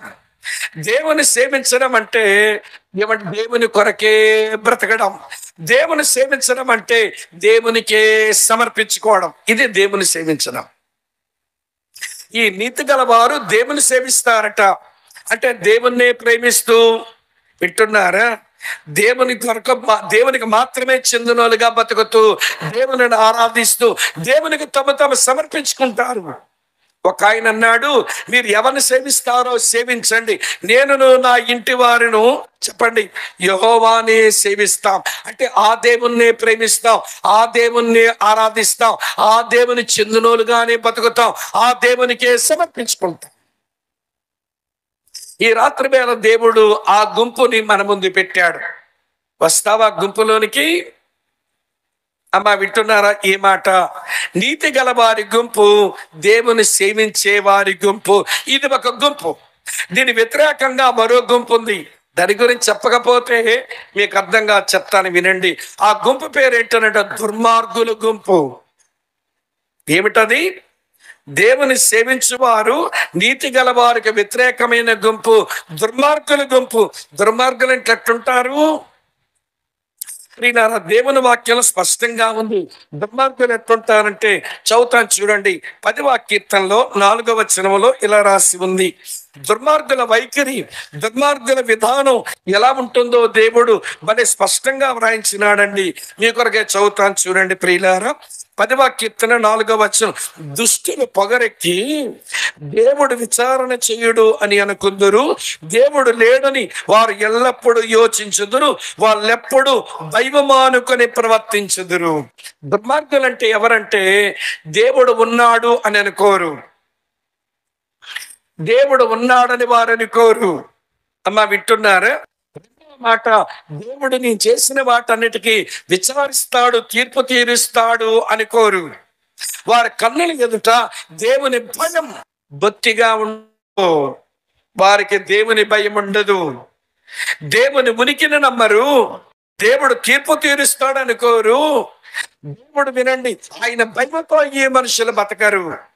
వీరిని దుష్టులు లేదా దుర్మార్గులు అని అంటుంది బైబిల్. అన్నదమ్మల రక్కచెల్లులారా వినండి, దేవుడు ఉన్నాడా లేదా అని అంటే ఉన్నదేదైనా కనబడని వాని గురించి మాట్లాడుద్ది. ఇప్పుడు నా చొక్కా ఇది మీకు కనబడుతున్నది. ఇది బాగా ఆలోచిస్తే ఇది చాలా బాగా కుట్టారు ఈ చొక్కా. ఇప్పుడు ఈ చొక్కా ఎవరి గురించి మాట్లాడుతుందంటే దీన్ని కుట్టిన ఓ టైలర్ గురించి మాట్లాడుతుంది. మంచి టైలర్ అయినా బాగా కుట్టాడు. దృశ్యమైనది ఏదైనా అదృశ్యమైన వాని గురించి మాట్లాడుద్ది. దృశ్యమైనది ఏదైనా అదృశ్యమైన వాని గురించి మాట్లాడుద్ది. ఈ సృష్టి దృశ్యమైనది. సూర్య, చంద్ర, నక్షత్రాలు, ఆకాశాలు కనబడుతున్నాయి. ఆకాశం ఏమంటుందో తెలుసా? దావీదు పాడాడు 19వ కీర్తన 1-2 వచనాలు అంటాడు, ఆకాశములు దేవుని మహిమను వివరిస్తున్నాయి, అంతరిక్షం ఆయన చేతి పని ప్రచురపరుస్తుంది. బుద్ధి లేని మనుషులారా, మీ మీద నన్ను ఒక తెరచాపలాగా పరిచిన దేవుడు ఎంత జ్ఞానవంతుడో, ఎంత శక్తివంతుడో ఆలోచించండి రా. ఆకాశం నుంచి పడే వర్షం అనుభవించేస్తావు, ఆకాశము నుంచి ప్రకాశించే సూర్యుని వెలుగు అనుభవించేస్తావు, రాత్రిపూట ఆకాశము నుంచి ప్రకాశించే చంద్రుని వెలుగు అనుభవిస్తావు. ఈ మనుషులకి ఏం మాయిదా రోగమో గాని దేవుడు ఇచ్చినవన్నీ అనుభవిస్తారు గాని దేవుడి గురించి ఆలోచించరు. దేవుడిచ్చిన భూమి మీద ఏ కాలంలో ఏ పంట వేసుకుంటే మంచి దిగుబడి వస్తుందో, ఎప్పుడు పండించుకోవాలో జ్ఞానం ఉంది. భూమి మీద వ్యవసాయం చేయడానికి జ్ఞానం ఉంది. మరి భూమి ఇచ్చిన పరమాత్ముడు ఎవడో ఆలోచించవే? దేవుడిచ్చిన నీళ్లు ఎంత జాగ్రత్తగా వాడుకోవాలో జ్ఞానం ఉంటుంది. ఒక ఆయన అడుగుతున్నాడు, నేనే కూర్చున్నా ఏమండి ట్రైన్లో, ఒక ఆయన అడుగుతున్నాడు, సార్ కొంచెం వాటర్ ఇస్తారా అన్నాడు. అతను ఇండైరెక్ట్ ఏమన్నాడు తెలుసా? ఇవ్వననకుండా మినరల్ వాటర్ అండి అన్నాడు. అంటే అర్థం ఏంటంటే డబ్బెట్టు కొనుక్కున్నాను అని చెప్తున్నాడు. నేను 20 రూపాయలు పెట్టి డబ్బెట్టు కొనుక్కున్నాను, అడగొద్దరని ఇండైరెక్ట్ అయి చెప్పాడు అన్నమాట. అంటే నీళ్ళని ఎంత బాగా వాడుకోవాలో జ్ఞానం ఉంది. కానీ నీళ్ళిచ్చిన పరమాత్మ గురించి ఆలోచించవే? నీళ్ళిచ్చిన పరమాత్మని గురించి ఆలోచించావు. గాలిచ్చిన ఇవ్వండి ఆ దేవుని గురించి ఆలోచించావు, గాలిని మాత్రం బాగా. ఇది మనుషులకున్న మాయిదా రోగం ఎంత. ఆకాశము నుంచి వచ్చే అన్ని వనరులు అనుభవించున్నావే, ఈ ఆకాశం ఎవడబెట్టాడు? ఇందులో సూర్యుడు ఎవడబెట్టాడు? దీనిపైన చంద్రుని ఎవడబెట్టినాడు? ఏం ఆలోచించడానికి మనసు రాదే? చెప్తాను వినండి. ఆకాశము, సూర్యచంద్ర నక్షత్రాలు, వాటికి భాష లేదు, వాటికి మాటలు రావు, కానీ అవన్నీ కనబడని ఒక దేవుని గురించి మాట్లాడుతున్నాయి. అందుకనే పౌలు అనే భక్తుడు అన్నాడు, జగదుత్పత్తి మొదలుకొని సృష్టించబడిన వస్తువులను తేటగా మనం ఆలోచించగలిగితే దేవుని యొక్క నిత్య శక్తి, దేవుని యొక్క దైవత్వం మనకు అర్థమవుతుందట. కానీ అదే ఆలోచించరు మనుషులు. సృష్టిని అనుభవిస్తారు కానీ ఈ సృష్టిని తయారు చేసే సృష్టికర్త గురించి ఆలోచించరు. సముద్రం దగ్గరికి వెళ్దాం. సముద్రానికి భాష లేదు, సముద్రానికి మాటలు రావు. కానీ సముద్ర పొడ్డున ఉంటే దానికి భాష లేకపోయినా, దానికి మాటలు రాకపోయినా సముద్రం ఎలా మాట్లాడుద్దో చెప్పనా? ఒరు బుద్ధి లేని మనుషులారా, ఇంత నీటిని ఇక్కడే నిలబడి ఉన్నాను, ఇలా నిలబడి ఉండడానికి నా కింద ఇంత పెద్ద గుయ్యబడి తవ్వాడురా. నేను గాని ప్రవహించి మీ మీదకి వచ్చాననుకో, సునామీలో మీరంతా కొట్టుకుపోయి ఎప్పుడో చచ్చి ఉండేవాళ్ళు. కానీ నేను పొడి రాకుండా ఇసుకతో నాకు పొలి మీద నిలబడి కట్టాడురా. ఆలోచించరా ఓ బుద్ధి లేని మనుషుడా, నా కింద ఇంత పెద్ద గొయ్యబడి తీసించాడు. నేను పొర్లి ప్రవహించి రాకుండా నాకు ఇసుకతో పొలి మీద నిలబడి కట్టాడు. ఆలోచించవా? తినవచ్చు, తాగడవచ్చు, నిద్రించడవచ్చు, సుఖించడవచ్చు. అంతకంటే ఏ ఒరిగింది మనిషి దగ్గర వాళ్ళ కాడు. నేను పుట్టించిన పరమాత్మని గురించి ఆలోచించడానికి సమయం ఇవ్వలేని మనిషివి. నీ కన్న తండ్రి గురించి ఆలోచించడానికి కొంచెం అవకాశం తీసుకోలేని మనిషివి. ఎంత కృతజ్ఞత లేని మనుషుడువు. మళ్ళీ నీకెవరైనా కొత్తగా చూపకపోతే అంటది కూడా ఒక్కొక్కైనా విశ్వాసం ఉంటుంది కానీ ఇప్పుడు విశ్వాసం లేదట. ఒక్కొక్కైనా విశ్వాసం ఉంటుంది కానీ దీనికి విశ్వాసం లేదు. ఏదో చిన్న మేలు చేసి విశ్వాసం చూపించేయాలంట అవతల ఆవిడ. మరి దేవుడిని చేసి నీ విశ్వాసం చూపని అనుకుంటున్నాడేంటి? విశ్వాసమైన కుక్కవా నీవు? ఇలాగంటే ఒళ్ళుమంటుంది మీకు. ఉన్నారా లేదా? ఈ లైట్ వల్ల కనబడడం లేదు నాకు. ఎంత విశ్వాసఘాతకులండి మనుషులు. దేవుడు ఇచ్చినవన్నీ అనుభవిస్తారు కానీ ఇచ్చిన దేవుని గురించి మాత్రం ఆలోచించారండి. మనమంతా పూల తోటకి వెళ్ళామనుకోండి, పూల తోట ఏమంటారు తెలుసా? ఒరే బుద్ధి లేని మనుషుల్లారా, ఏం బట్టలు వేసుకుంటాం, రేపు ఏం గుడ్డ వేసుకోవాలి అని చింతలతో బతుకుతారు. మమ్మల్ని చూడండి, మాకు దేవుడు రంగురంగుల బట్టలతో ఎలా పులిమేశాడో. మాకు ఈ రంగులు మీరిచ్చారా? మీరు నాకు ఈ రంగు మీరిచ్చిందా? దేవుడు ఇచ్చాడండి. దేవుడు ఎంత పట్టించుకునే దేవుడో. ఎండిపోయి గడ్డి ఏమండి, ఎండిపోయి అడవి పువ్వు లాంటి మాకే రంగురంగుల బట్టలు వేసిన దేవుడు నీకెందుకు గుడ్డ ముక్కలు ఇవ్వడు? ఊరికే చింతిస్తారంటే మీరు అలాగా. అమ్మా వింటున్నారా? జగదుత్పత్తి మొదలుకొని సృష్టించబడిన వస్తువులను ఆలోచిస్తే దేవుడు ఉన్నాడని తెలుస్తుంది. ఉన్న దేవుడు, వింటున్నారా మీరు? ఆయన చూచే దేవుడు, వినే దేవుడు. ఆ దేవుడిని చూశాడులే, అర్థమైన బతుకు బతికేద్దాం అనుకుంటున్నావు, దేవుడు చూస్తున్నాడు. ఏం దేవుడు వింటాడులే అని అర్థమైన మాటలో మాట్లాడుతున్నావు, దేవుడు వింటాడు, దేవుడు చూస్తాడు. ఆయన అన్నాడు, కన్నులు కలగ చేసిన వాడను నేను కానలేననుకుంటున్నారా? మీకు చెవులు కలగ చేసిన వాడను నేను వినలేనని అనుకుంటున్నారా? నేను మీ కళ్ళు చెవులు మీకు కలిగించిన వాడిని నేను వినలేను, చూడలేను అనుకుంటారేంటి దుర్మార్గుల్లాగా మీరు అన్నాడు. మా అర్థంతో నేను చెప్పే మాట ఇది. దుర్మార్గుల గుంపు. దేవుడు లేడనుకుంటారు, దేవుడు విచారణ చేయడనుకుంటారు. వీరి కన్నుల ఎదుట దేవుని భయం బొత్తిగా ఉండదు. వీలే ఇదొక గుంపు. ఇందులో ఉండొచ్చు, నీకేం అభ్యంతరం, నీ ఇష్టమే. అయితే నీతి గలవారి గుంపులో ఉంటావో లేక దుర్మార్గుల గుంపులో పోతావో నిన్ను ఎవడో బలవంతం చేయడు, నీ ఇష్టమే. కానీ దేవుడు చెప్పాలి గనక ఒక సేవకులతో సంగతులు వినిపిస్తున్నాడంటే నీ ఇష్టం, నీ ఇష్టం, నీ ఇష్టం. ఈ దుర్మార్గులంట దేవుని సేవించారంట. మీరు ఎవరిని సేవిస్తారు? మీకు మంచి విషయం చెప్తాను, ఎప్పుడు గుర్తుపెట్టుకోవలసిన విషయం. దేవునికి శత్రువు లోకం, యేసుకు శత్రువు సాతానుడు, పరిశుద్ధాత్మకు శత్రువు నీ పాడు శరీరం. తెలుసా? శరీరము పరిశుద్ధాత్ముడు ఒకరినొకరు విభేదించుకుంటారని రాశాడు పౌలు. యేసు ప్రభు సాతానుడు ఒకరినొకరు విభేదించుకుంటారని రాశాడు. అలాగే దేవుడు లోకం ఒకరినొకరు విభేదించుకుంటారు. నువ్వు దేవుని సేవించకపోతే ఎవరిని సేవిస్తావు? లోకాన్నే సేవిస్తావు. దేవుని పిల్లలు లోకముతో ఎలా ఉండాలని దేవుడు చెప్పాడో తెలుసా? చెప్తాను, నోట్ చేయండి. మీరు ఆలోచించండి. యాకోబు రాసిన పత్రిక 4:4 అన్నాడు, వ్యభిచారులారా, ఈ లోక స్నేహం దేవునితో వైరమని ఎరగరా? ఎవడు ఈ లోకమును స్నేహించునో వాడు దేవునికి శత్రువగును అన్నాడు. దేవునికి శత్రువు లోకం. నువ్వు లోకముతో స్నేహం చేస్తే దేవునికి నువ్వు శత్రువే.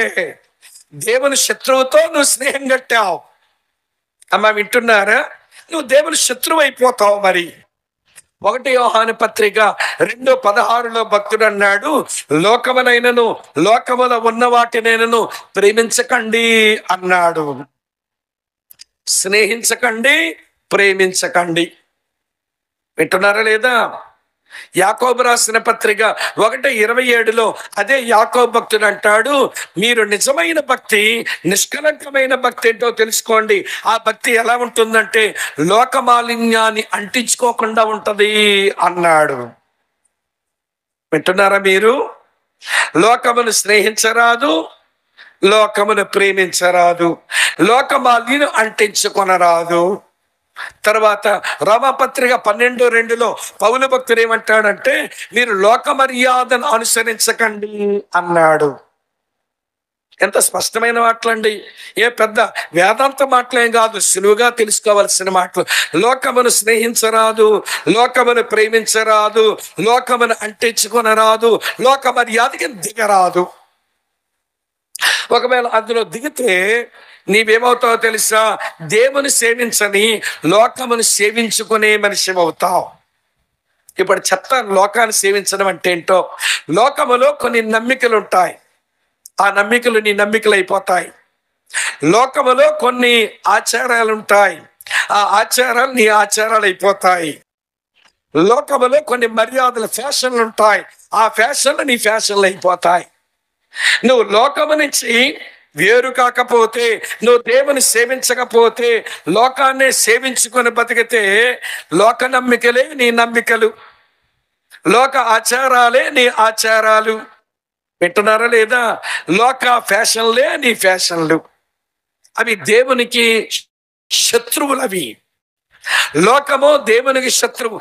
లోకములో కొన్ని నమ్మకాలు ఉంటాయి. చెప్పన నమ్మకాలు ఏంటో. ఈవిడ గారు చక్కగా బయలుదేరి గుంటూరుకి వెళ్దామనుకుంది. ఏమండి, అంతా బాగా తయారై మరి గోడ మీద వాక్యం కూడా గలగల చదివేసి, దేవా సాయం చేయని, ఆయన తోడుగుండునని ప్రార్థన కూడా చేసేసి ఇలాగ ఇంటిలో నుంచి ఇలా బయటకు అడుగు పెట్టింది. పొరిగింటి ఆవిడ అని తుమ్మింది, ఇంట్లోకి వెళ్ళిపోయింది. ఈవిడ, ఏమమ్మా ఎల్లవా పనికి గుంటూరు? తుమ్మింది కదండి. ఏం తుమ్మితే ఏమైంది? అశుభం కదండి అంటే, ఆవిడ తుమ్మితే అశుభమా, తుమ్మకపోతే నీకు శుభమా? నీ శుభము అశుభం పక్కింటి ఆవిడ తుమ్ము మీద ఆధారపడ్డాయా, నువ్వు నమ్ముకున్న దేవుడి మీద ఆధారపడ్డాయా? ఆవిడ దగ్గరికి, అమ్మ ఒక తుమ్ము దండ పెట్టుకుంటాను నేను, నీ తుమ్మే నా దేవుడు, నీ తుమ్మే నా దేవుడు అని ఆవిడ తుమ్ముకు దండ పెట్టుకో. ఏమి బుద్ధి లేని నమ్మకాలండి ఇవి. ఆవిడ తుమ్మిందంటే ఇంట్లోకి వచ్చింది. వచ్చిన తర్వాత మంచి కార్యక్రమం మీద వెళ్తుంటే ఇప్పుడు తుమ్మింది అశుభమని మళ్ళీ ఈవిడ ఏం తిట్టుకుంటుందో చెప్పనా? దీనికి ఇప్పుడే తుమ్ము రావాలి, దీని ముక్కులు నిప్పులు పొయ్య, ఇప్పుడు తుమ్మింది మొదనష్టం అది అని మళ్ళీ తిట్టుకుంటుంది పొరిగింటి ఆవిడ్ని. ఇవి లోక నమ్మికలండి, అవి మన నమ్మికలు కాకూడదు. వింటున్నారా లేదా? తర్వాత చెప్తాను వినండి. లోకాచారాలు. ఈవిడ గారు ఇల్లు కట్టుకున్నారు, ఓపెనింగ్ పెట్టారు, సేవకులమని మమ్మల్ని పిలిచారు. మేమేమో తెల్ల చొక్కా వేసుకొని, తెల్ల ప్యాంటు వేసుకొని, మా విశ్వాసులు ఎంత గౌరవించారో మమ్మల్ని. ఇంటికి వచ్చి రెబ్బను కత్తిరించి స్తుతియో మహిమ ఘనత నీకే యుగ యుగముల వరకు అని పాట పాడేసి గది తిరిగి ప్రార్థన చేసేసాం, పాటలు పాడేసాం. వంటగది దగ్గరికి వెళ్ళేసరికి ఆల్రెడీ ఈవిడ వంట వండేసింది. మమ్మల్ని 10 గంటలకు పిలిచింది కానీ ఈవిడ 6 గంటలకే వంట వండేసింది. ఏమిటమ్మా వంట పెట్టేసినట్టున్నారు ఇప్పటికే అంటే, ఇప్పుడే కదా ఓపెనింగ్ చేసాం, ఎప్పుడు వండేసాం అంటే 6 గంటలే పెట్టామని వంటుంది. ఏం పెట్టావమ్మా అంటే పాలు పొంగించిందట. పాలు ఎందుకమ్మా పొంగించి నేలపాలు చేసావంటే, పాలు పొంగించి నేలపాలు చేయలేదయ్యా, నేను పరమాన్నం ఉండేది. మరి ఏది ఒక ముద్ద పెట్టు, ఏముంటదనయ్య, అది వడ్డించేసాంగా తినేసి వెళ్ళిపోయారు. ఎవరో పెట్టావంటే 5 ముత్తైదువులు పెట్టానన్నయ్య. ఎందుకమ్మా 5 ముత్తైదులు పెట్టావంటే వాళ్ళు కడుపులు చల్లగా చేస్తే నా ఇల్లు చల్లగా ఉంటదన్నయ్య. మరి మేమెందుకు మీ ఇంటికి రావడం? ప్రార్థన ఎందుకు, పాటలు ఎందుకు, వాక్యం ఎందుకు? ఆ నీళ్ళు చల్లగైపోయిందిగా. 5 తినేసిపోయారుగా అంటే 5 తినేసి వెళ్ళిపోయారు, గిన్నె ఖాళీ అయిపోయింది. నేను అన్నాను అలాగా చెప్పిన కావిడితో, నీకు తెలుసో లేదో కానీ సిస్టర్, 5 పొత్తైదులు బాగా వెళ్ళిపోయారు. అందులో ఎవరో ఒక ఆవిడికి నీవింత మంచి ఇల్లు కట్టుకోవడం నచ్చి ఉండదు. ఆవిడ పరమాన్నం తినేసి పోతా ఈ ముదనష్టపదాయ్ ఇంత మంచి ఇల్లు కట్టుకోగలిగింది, దీని ఇల్లు కోల అని పోయి ఉంటది. ఇప్పుడు ఇంట్లో శాప వచ్చిందా, దీవెన వచ్చిందా? సేవకులు వచ్చారు, ప్రార్థన చేస్తున్నారు, పాటలు పాడారు, వాక్యం చెప్తారు, అది కదా నీకు దీవెన. మరి ఏంటి పాలు పొంగించినట్టు ఈ ముదనష్టపు రోగం? లోకాచారాలు. ఈ మధ్య ఒక చెల్లి ఏమండి పెళ్లి చేసుకుని మొట్టమొదటి అత్తవారింటికి వెళ్ళిందంట. ఫోన్ చేసి బాధపడుతుంట, అన్నయ్య ఈనాటి ఇంట్లో పడ్డానేంటో ఏడుస్తుంది ఆ పిల్ల. ఏమమ్మా ఈ రోజు కదా పెళ్ళి అయింది, అప్పుడే అంత డిస్కరేజ్మెంట్ ఏంటనంటే ఈయన ఇంటికి వెళ్ళేసరికి ఇవ్వండి పెళ్లి కొడుకు ఈ లాయన్ని ఇవ్వండి బయట ఉండు అని ఆపిందంట అత్తమ్మ. ఆపి ఒక నిమ్మకాయ, 2 ఎర్రమిరపకాయలు ఇవ్వండి, ఒక 5 ఉప్పుగడ్డలు పెట్టు అంటుందంట. ఏం చేస్తుంది? దిష్టి తీస్తుందట. దేవుని పిల్లలకు దిష్టి తగులుద్దా? బిలాము తెలుసుకుని అన్నాడు, దేవుని పిల్లలకు శకునం పని చేయదు, వాడికి ఎవరు ఏమి చెయ్యలేము, నేను దేవుడు నిజమైన దేవుడు అని ఈ బిలాము అనేవాడు బాలాక్ అనేవాడితో చెప్పాడు. ఆ బాలాక్ అనేవాడు అన్నాడు, ఒరే బాబు బిలాము, ఈ దేవుని ప్రజల మీద శకునం పెట్టరా, వీళ్ళ మీద దిష్టి పెట్టారా, వీళ్ళని శపించారా, నీకు డబ్బులు ఇస్తానన్నాడు. ఇతగాడు గాడిద మీద బయలుదేరుతుంటే దేవుడు అతను ఆపుదామని ప్రయత్నం చేసి ఆగడే. చివరికి అతను ఏ గాడిద మీద నుంచి వెళ్తున్నాడో చెప్పమంటారు ఈ మాట? ఏ గాడిద మీద అయితే వెళ్తున్నాడో ఆ నడిచే గాడిద ఈ కూర్చున్న గాడితో మాట్లాడింది, ఎల్లొద్దురా అని. అయినా ఈ గాడిదకి బుద్ధి రాలా. దేవుని ప్రజలు నష్టం చేద్దామని పోయాడు, వాడి వల్ల కాలేదు. అయినా ఒక పాడు సలహా ఇచ్చి దేవుని ప్రజల మధ్యలోనికి పాపాన్ని పంపి కీడు కలిగించాడు వాడు. అంతేగాని దేవుని ప్రజల మీద శకునం పని చేయదు. ఎవరు నీకు దిష్టి పెట్టలేరు, ఎవరు నీ మీద చేతబడి చేయలేరు, ఎవరు నీ మీద చిల్లంగతనం చేయలేరు. అలా జరిగిందంటే నువ్వు యేసును నమ్మిన వ్యక్తివే కాదు, రక్షించబడిన దేవుని బిడ్డ కాదన్నమాట. వింటున్నారా లేదా? లోకములో నమ్మకాలు, మూఢనమ్మకాలు, లోకములో ఆచారాలు, అవిశ్వాసపాచారాలు, లోకములో ఫ్యాషన్లు ఉంటాయిగా.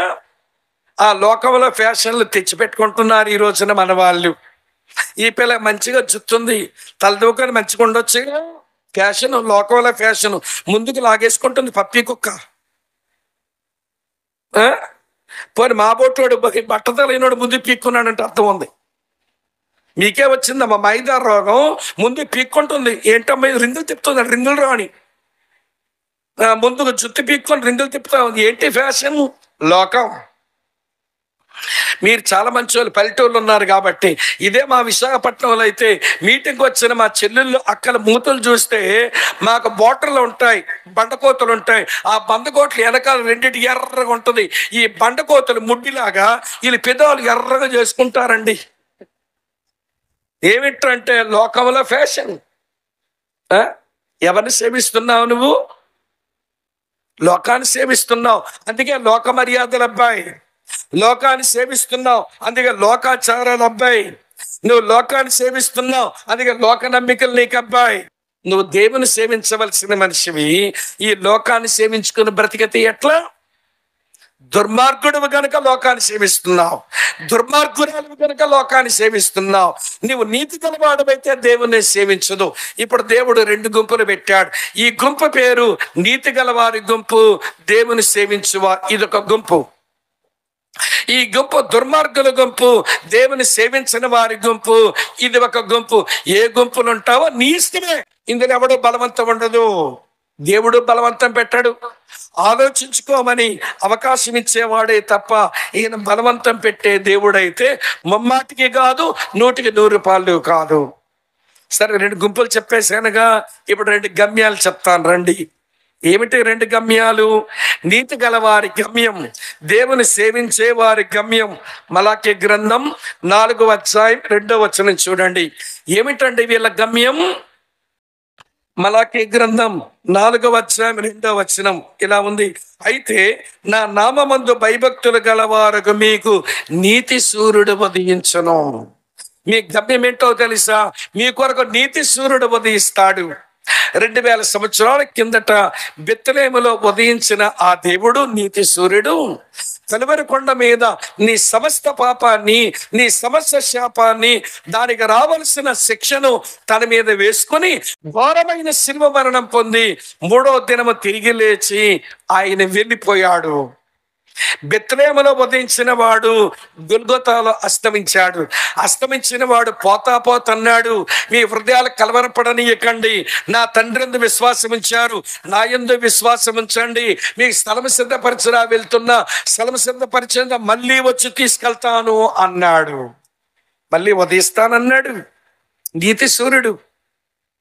ఆయన వెళ్ళిపోతుంటే దేవదూతలు అంటున్నారు, గల్లే మనుషులారా, మీరెందుకు అలాగ చూస్తున్నారు? మీ యొద్ద నుంచి కొనుకోబడిన ఈ యేసే ఎలాగ కొనుకోబడుతున్నాడో అలాగే మళ్ళీ తిరిగి వస్తాడు అని చెప్పారు. దేవుని సేవకుడైన పౌలు అంటాడు 1 తెస్సలోనిక 4:16 ఆర్భాటముతోను ప్రధాన దూత శబ్దముతోను దేవుని బోరతోను దేవుని కుమారుడు వేంచెయ్యనయున్నాడు అని చెప్పాడు. ఆయన తిరిగి ఉదయిస్తాడు. క్రైస్తవుల యొక్క విశ్వాసం ఏంటనంటే, మా సృష్టికర్త అయిన మా ప్రభు శరీరంతో యేసుక్రీస్తుగా వచ్చిన వాడు మా రోజు తిరిగి ఉదయిస్తాడు. అది మా గమ్యం. నీతి గల వారి గమ్యం, దేవుని సేవించు వారి గమ్యం, వారి కొరకు నీతి సూర్యుడు ఉదయిస్తాడు. మరి దుర్మార్గులు దేవుని సేవించక లోకమును సేవించుకుని వీరి గమ్యం ఏంటి? చదువుతాను చూడండి. 4వ అధ్యాయం మలాకి గ్రంథం 1వ వచనం. ఏలయనగా నియమించబడిన దినము వచ్చుచున్నది, కులిమి కాలునట్లది కాలును, గర్విష్ఠులందరూ దుర్మార్గులందరూ కొయ్య కాలువలే ఉందురు. వీళ్ళ గమ్యం ఏంటనంటే కాలుచున్న కొలిమి, కాలుచున్న కొలిమి. బైబిల్ భాషలో అగ్నిగుండం, బైబిల్ భాషలో నరకం, బైబిల్ భాషలో తోపేతు. ఎలా ఉంటుందో చెప్పనా? యెషయా చెప్పాడు, మీ కొరకు చదివి వినిపిస్తాను చూడండి. యెషయా గ్రంథం 30వ అధ్యాయం 33వ వచనం. యెషయా గ్రంథం 30:33. ఈ కాలుచున్న కొలిమి, ఈ గంధక ప్రవాహములతో నిండిన ఈ భయంకరమైనటువంటి నరకం. మీరంటే ఈ తోపీతు ఎలా ఉందో ఇలా రాశాడు, చదువుతాను చూడండి. 33. పూర్వము నుంచి తోపీతు సిద్ధపరచబడి ఉన్నది, అది మెనుకు దేవతకు సిద్ధపరచబడి ఉన్నది. లోతుగా విశాలంగా ఆయన దాన్ని చేశాడు. అది అగ్నియు విస్తారమైన కాష్టములు కలిగి ఉన్నది. గంధక ప్రవాహముల వలె యెహోవా ఊపిరి దాన్ని రగలబెడతా ఉంది. ఆ కొలిమి, ఆ నరకం, ఆ అగ్నిగంధకాల ప్రవాహంలా కనబడుతున్న ఆ లోతుగా విశాలంగా ఉన్న ఈ తోపీతును దేవుని ఊపిరి రగలబెడుతుందట. దేవుడు అంటే రగులుతుంది. దేవుడు మరలా అని ఊతుంటే రగులుతుంది. ఎప్పుడు ఆరుద్ది? ఆయన ఊపిరాగిపోవాలి. ఆయన ఊపిరాగిపోతే ఆయన దేవుడు ఎందుకు అవుతాడు? ఆయన ఊపిరాగదు, ఆయన ఊపిరాగదు.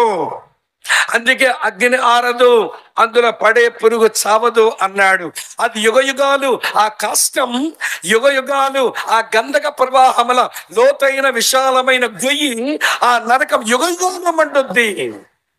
దుర్మార్గులందరూ, దేవుని సేవించని వారందరూ అందులో పడతారట. ఇది వాళ్ళ గమ్యం.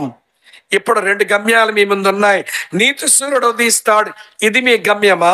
కాలుతున్న కొలిముంది, ఇది మీ గమ్యమా?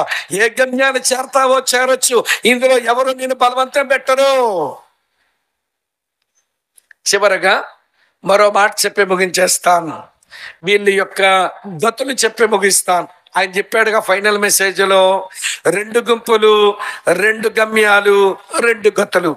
2 గుంపులు చెప్పాను, 2 గమ్యాలు చూపించాను, 2 గతులు. నీతి గల వారికి, దేవుని సేవించే వారికి, నీతి సూర్యుడు కొరకు ఎదురు చూస్తున్న వారికి ఏమి గతి పట్టుద్దట? చదువుతాను చూడండి. 4వ అధ్యాయం 2వ వచనం ఇలా ఉంది ప్రియులారా, చదువుతున్నాను. అయితే దేవుని నామమందు భయభక్తులు కలిగిన మీకు నీతి సూర్యుడు ఉదయించును, అతని రెక్కలు ఆరోగ్యము కలగ చెయ్యను గనుక మీరు బయలుదేరి క్రొవ్విన తోడలు గొంతులు వేయనట్లు మీరు గంతులు వేయుదురు. ఈ వచనంలో ఏముందో తెలుసా? నీతి సూర్యుడు మీ కొరకు ఉదయించిన రోజున మీకు ఏ గతి సంభవిస్తుందో తెలుసా? సంపూర్ణమైన ఆరోగ్యం, సంపూర్ణమైన ఆనందం. ఆయన రెక్కల నీడ కింద సంపూర్ణమైన ఆరోగ్యం. భూమి మీద ఎంతకాలం బతికినా, మీరు వీరమాచనేని కొబ్బరి నూనె తాగిన, కాదరవల్లి గారు చిరుధాన్యాలు తిన్న, మంత్రి సత్యనారాయణ గారు వ్రతం పూనిన, వింటున్నారా లేదా? హెర్బల్ పౌడర్ ఏమో చాలా జాగ్రత్తగా తాగి ఆరోగ్యం కాపాడుకుందామన్నా, ఇవన్నీ మంచివే, నేను తప్పని చెప్పడంలా.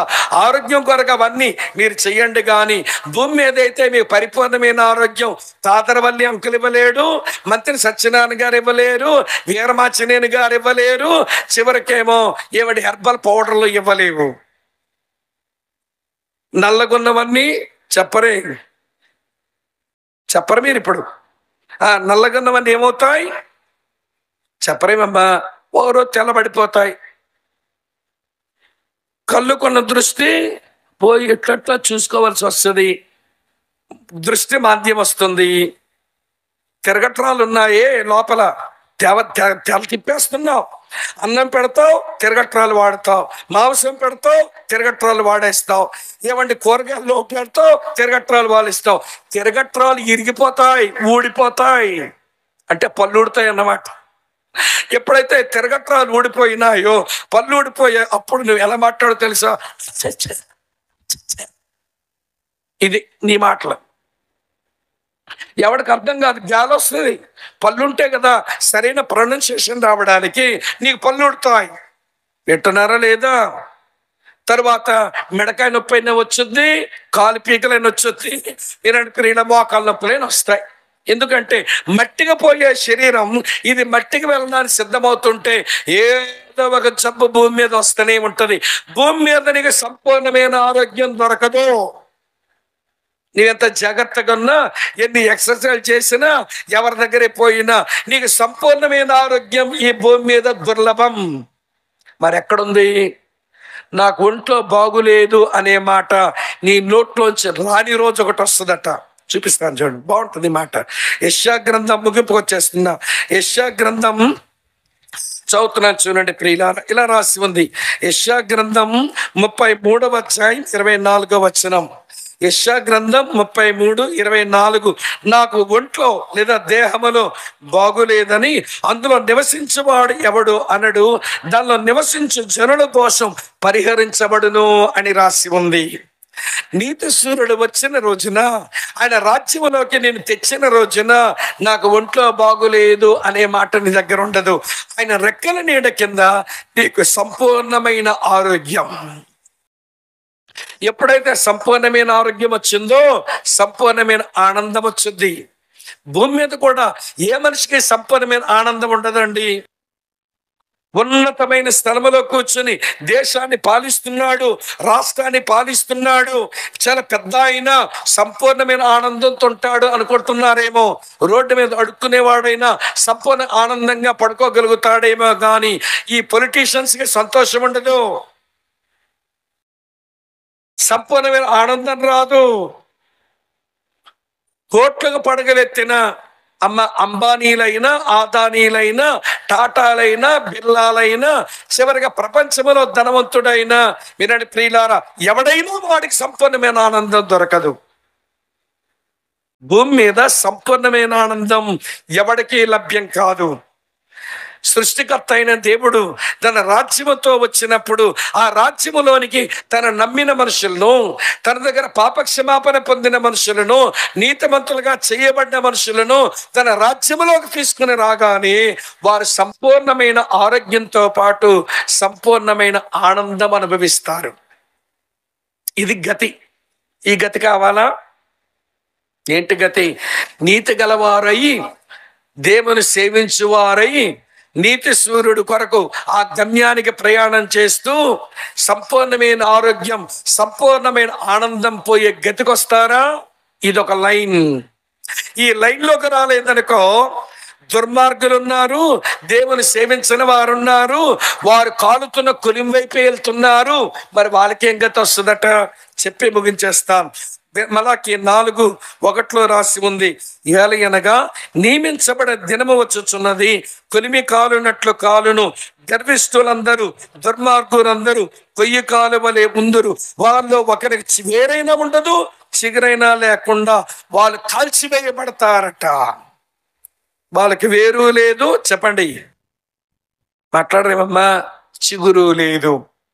అటువంటి నరకం, అటువంటి అగ్నిగుండం దేవుడు సిద్ధపరిచి ఉంచాడు. కానీ ప్రేమ గలవాడు నీకు అవకాశాలు ఇవ్వకుండా, నువ్వు మారడానికి తన మాటలు నీ వరకు అందించకుండా నిన్ను ఆ కొలిమికి సిద్ధం చేయడు. కొలిమి నీ కొరకు కాదు, దేవునికి శత్రువైన సాతానుకు దేవుని మాటలు వస్తున్నా వినకుండా దేవుని మీద తిరుగుబాటు చేసే. మరి రాత్రి వేళ ఏ గతికి వెళతావు? ఈ రాత్రి వేళ ఏ గమ్యానిగా చేరతావు? ఈ రాత్రి వేళ ఏ గుంపులో ఉంటావు? అక్క, చెల్లి, తమ్ముడన్న ఈ మాటలు దేవుడు వినిపించి ఇక చాలు, నేను ఇక మాట్లాడను, మీరు మారారా మీతో మాట్లాడుతూనే ఉంటా, మీరు మారారా నా వాక్యాలు వినిపిస్తూనే ఉంటా, మీరు మారారా నా సేవకులను పంపిస్తూనే ఉంటా, మీరు మారారా నా ప్రసంగాలు వినిపిస్తూనే ఉంటా, మీరు మారారా నా యొక్క సాహిత్యం పుస్తకాలుగా మీ దగ్గర పంపిస్తూనే ఉంటా అన్నాడు. మార్లా ప్రేమతో వెనకాల పడి మాట్లాడితేనే మారని మనుషులండి. ఈ మాటలకేం మారుతారు? ప్రేమించానంటే ఏం ప్రేమించావు? నన్ను నిర్లక్ష్య పెడుతున్నా, ఏమి నిర్లక్ష్య పెట్టావు? నా బలను అపవిత్రపరుస్తున్నా, ఏం అపవిత్రపరిచాము? నా తట్టు తిరగండి అంటే ఏం తిరగాలి? మీ మాటలతో ఆయాస పెడుతున్నారు, ఏం ఆయాస పెట్టాం? నా దగ్గర దొంగిలిస్తున్నా, ఏం దొంగిలించాం? మీ గర్భ మాటలతో నన్ను బాధ పెడుతున్నా, ఏం బాధ పెట్టాం అని రాలిపోతున్న మనుషులకు ప్రేమతో ఆయన వినిపించిన సందేశం ఏం బుర్రలకు పడుతుంది? వీళ్ళు తిరగలేదు సరికదా, కొంచెం మొండైపోయారు, మరి కొంచెం మొరటితనం వచ్చేసింది. ప్రియులారా, ఆ మొరటితనం కాస్త పెరిగిపోతే ఈ 400 సంవత్సరాలు చివరికి మక్కాబీయుల కాలం వచ్చే వరకు ఆనాటి ప్రజల దుస్థితి ఎలా ఉందో తెలుసా? జగడాలు, బలత్కారాలు, అన్యాయం, అక్రమం, దోషం, బాధ, దేవుని వాక్యానికి చోటివ్వకపోవడం, హృదయాలు కఠినపరుచుకోవడం, సాటి మనిషి కీడు చేసుకోవడం. ఒకే కుటుంబంలో పుట్టిన దేని కొరకు సాటి మనిషిని, కుటుంబ సభ్యులకి కీడు చేయడం అలవాటయ్యేంత దుష్టకాలం అనుభవించారు. ఈ రాత్రి వేళ అదే చివరి ప్రసంగం మీతో దేవుడు మాట్లాడుతున్నాడు. అమ్మా, నేను అడుగుతున్నా, ప్రేమించానంటున్నా, ఏంటి నీ జవాబు? నా నామాన్ని నిర్లక్ష్య పెడుతున్నారంటున్నా, ఏమిటి మీ జవాబు? నా బలను అపవిత్రపరుస్తున్నారు అంటున్నా, ఏమిటి మీ జవాబు? మీ మాటలతో నన్ను ఆయాస పెడుతున్నారంటున్నా, ఏమిటి మీ జవాబు? నా తట్టు తిరగండి అంటున్నా, ఏమిటి మీ జవాబు? నా దగ్గర దొంగిలించారంటున్నా, ఏమిటి మీ జవాబు? మీ గర్వపు మాటలు నన్ను బాధిస్తున్నాయి అంటున్నా, ఏమిటి మీ జవాబు? మీరు జవాబు చెప్పకపోయినా, మీరు చెప్పిన మీ ముందు 2 ఎంపికలు పెట్టా, 2 గుంపులు పెట్టా. ఏ గుంపులో చేరతారో చేరండి. 2 గమ్యాలు పెట్టా, ఏ గమ్యాన్ని చేరతారో చేరండి. 2 గతులు మీ ముందు పెట్టా, ఏ గతి పొందుకోవడానికి వస్తారో రండి. ఈ రాత్రి వేళ ఈ 2 రోడ్ల జంక్షన్ మధ్య సిలువేయబడిన యేసుక్రీస్తు ప్రభు, ఆ కల్వరిలో మన కొరకు ప్రాణం పెట్టిన ప్రభు తన 2 చేతులు చాపి ఆ చెడ్డ గుంపులోకి వెళ్ళొద్దని, ఆ చెడ్డ గమ్యానికి వెళ్ళొద్దని, ఆ చెడ్డ గతి పొందొద్దని ప్రేమతో రెండు చేతులు చాపి పిలుస్తున్నాడు. వస్తావో మానుతావో ఇక నీ ఇష్టం. ఆయన ప్రేమను చులకన చెయ్యొద్దు. ఆయన దీర్ఘశాంతాన్ని ప్రియులారా వినండి, చిన్న చూపు చూడొద్దు. ఆయన సహనం చూపుతున్నాడని ఆయనతో ఆడుకోవడానికి ప్రయత్నం చెయ్యొద్దు, తమాషాలు చెయ్యొద్దు. దేవునితో ఆడుకోవడం నీకు మంచిది కాదు. నువ్వు చాలా ప్రమాదం వైపు వెళ్తున్నావు. ప్రభు నేను ప్రేమిస్తున్నాడు. సిలువలో ప్రాణం పెట్టిన ప్రభు నీ వెనకాల పడి నీతో మాట్లాడుతున్నాడు. ఒరిజోలు గ్రామంతో మాట్లాడుతున్నాడు. అయ్యో ప్రజలారా, ప్రయాసపడి భారం మోసుకొని చిన్నవారులారా, నా దగ్గర రండి, నేను మీకు విశ్రాంతిని కలుగు చేస్తాను. రండి, మన వివాదం తీర్చుకుందాం. మీ పాపాలు రక్తం వలె ఎర్రనమైనా అవి నేను తెల్లపరుస్తాను. రండి, మీ పాపమని మీరు ఒప్పుకున్నట్లయితే నేను నమ్మదగిన వాడు, నీతిమంతుడు, నా దగ్గర రండి, క్షమిస్తాను అని ఈ రాత్రి అరుస్తూనే ఉన్నాడు. వస్తావో మానతావో ఇక అది నీ ఇష్టం. మారతావో మారవో ఇది ఇక నీ ఇష్టం. ప్రేమించే దేవుని ప్రేమిస్తావో లేక ప్రేమించకుండా ఆయన మొక్కమే అనుమ్మేస్తావో నీ ఇష్టం. ప్రేమించే హృదయములన్నా చేర్చుకో, లేక తన మొక్క మీద ఉమ్మేసైనా వెళ్ళిపో. ఈ రాత్రి ఏం చేస్తావో అది నీ ఇష్టం. తల వంచండి, కళ్ళు మూసుకోండి, ప్రార్థన చేస్తాం. దూరం నుంచి దేవుని మాటలు విన్న ఈ గ్రామస్తులారా, మిత్రులారా, తండ్రులారా, తల్లులారా, దేవుడు మీతో మాట్లాడుతున్న రాత్రి, మందిర సమీపానికి వచ్చి దేవుని మాటలు ఆలకిస్తున్న నా ప్రియ సహోదరి సహోదరుడా, దేవుడు మాట్లాడుతున్న రాత్రి, దేవుడు మాట్లాడుతున్న రాత్రి. ప్రేమించిన దేవుడు ప్రేమతో నీ వెనకాల ఎలా పడుతున్నాడో చెప్పాను. నీ ముందు రెండు గుంపులు పెట్టాడు, నీ ముందు రెండు గమ్యాలు పెట్టాడు, నీ ముందు రెండు గతులు పెట్టాడు. ఏ గతి పొందుదామనుకుంటున్నావు? ఏ గమ్యానికి చేరి వస్తావు? ఏ గుంపులో నువ్వు మిగిలిపోతావు? ప్రేమాపూర్ణుడైన దేవుడు సిలువలో తన అమూల్యమైన రక్తమును కార్చి, తన పరిశుద్ధ యవ్వన రక్తమంతా కార్చి నేను ప్రేమిస్తున్నాడు. పాపక్షమాపణ ఉచితంగా ఇస్తానంటున్నాడు. రా, ఆయనందు విశ్వాసం ఉంచు, పాపక్షమాపణ పొందుకో. నీతిమంతురాలు అవుదువు గాని, నీతిమంతుడిగా మార్చబడదువు గాని, మంచి గమ్యానికి వద్దువు గాని, మంచి గతులు పొందడానికి చేరుకుందువు గానని పిలుస్తూ ఉన్నాడు. తమ్ముడు స్వామి, దేవుని సేవకుడా, బ్రదర్ స్వామి, ఇన్ని మాటలు విన్న తర్వాత ఏది విననట్టు, నా చెవులో ఏమీ పడనట్టు, నేను ఎలా వచ్చానో అలా ఎట్లా వెళ్ళిపోతాను? నా పాప స్థితి నాకు అర్థమవుతుంది. నన్ను ప్రేమించిన ప్రభు ఆయన చేసిన త్యాగం నాకు అర్థమైంది. ఈ రాత్రి ఆ రెండు రోడ్ల జంక్షన్ మధ్యలో ఉండి శ్రేష్టమైనది చూపించాడు నాకు. అందులో రాకపోతే దౌర్భాగ్యమైనది నాకు చూపించాడు. నాకు మేలు చూపించాడు, కీడు చూపించాడు, జీవము చూపించాడు, మరణము చూపించాడు, ఆశీర్వాదము చెప్పాడు, శాపము చెప్పాడు. నేను శాపం వైపు ఏమి వెళ్తాను? ఆ ప్రభు నందు విశ్వాసం ఉంచుతా, ఆ ప్రభు నేను వెంబడిస్తా, నేను పాప క్షమాపణ పొందుతా, నీతిమంతుడిగా నీతిమంతురాలుగా నేను మారతా. నా కొరకు ప్రార్థించండి బాబు. దేవునిలో బ్రతకడం ఎట్లో నేర్పించండి అయ్యా. దేవునితో నా జీవితం అనుసంధానం చేసుకోవడం ఎట్లనో నేర్పించండి అయ్యా. నాకు పాప క్షమాపణ కావాలి, నాకు మోక్ష ప్రాప్తి కలగాలి, నేను దేవుని బిడ్డగా మారాలి, నా వల్ల నా కుటుంబానికి ఆశీర్వాదం రావాలి అని ఆశతో ఉండేవాళ్ళు ఇక్కడ ఎవరైనా ఉంటే మీరు కూర్చున్న చోటని మీ కుడి చేతిని కొంచెం పైకెత్తి చూపిస్తారా? మీ కొరకే ప్రార్థన చేసి మీకు ఆశీర్వాదం చెప్పి పంపిస్తాం. వందనాలు అక్క, వందనాలు చెల్లి, వందనాలు అక్క గారు, వందనాలు బ్రదర్ గారు, వందనాలు సహోదరి, వందనాలు అక్క, గాడ్ బ్లెస్ యూ అమ్మ, వందనాలు నాన్నగారు. ప్రభు నేను దీవించ బలపరచును గాక. ఇంకెవరైనా ఉన్నారా? ఇంకెవరైనా ఉన్నారా? చేతులు చూపిన వారు ఏమీ అనుకోకపోతే అలాగ మీరు ఉన్న చోట్లోంచి లేచి నిలబడతారా? మీ కొరకే ప్రార్థన చేసి పంపిస్తాము. మిమ్మల్ని దేవుని చేతికి అప్పగించి పంపిస్తాము. చేతులు చూపిన వారు బిడియపడకుండా, సిగ్గుపడకుండా దేవుని కొరకు తీర్మానిస్తున్నారు గనక ధైర్యంతో లేచి నిలబడండి. మీ కొరకే ప్రార్థన చేసి పంపిస్తాం. వెంటనే నిలబడగలుగుతారా? నిలబడండి. చేతులు చూపిన వారు థ్యాంక్ యూ సిస్టర్. అమ్మ వందనాలు తల్లి. చాలా మంది చేతులు చూపారు. నిలబడండి వెంటనే. వందనాలు నాన్నగారు. Praise the lord. వందనాలు అక్క, వందనాలు చెల్లి, వందనాలు సహోదరి, వందనాలు చెల్లి. ఇంకెవరైనా ఉన్న చేతులు చూపిన నిలబడిపోండి. మీరు కూర్చున్న చోట్లోంచి మీ కొరకే ప్రార్థన చేసి దీవెనిచ్చి పంపిస్తాము. ఇంకెవరైనా ఉన్నారా? ఇంకెవరైనా చేతులు చాపే వాళ్ళు కొంతమంది ఉన్నారు. ఎందుకో మీరు బిడి పడుతున్నట్టు నాకు అర్థమవుతుంది. ఇంకెవరైనా ఉన్నారా?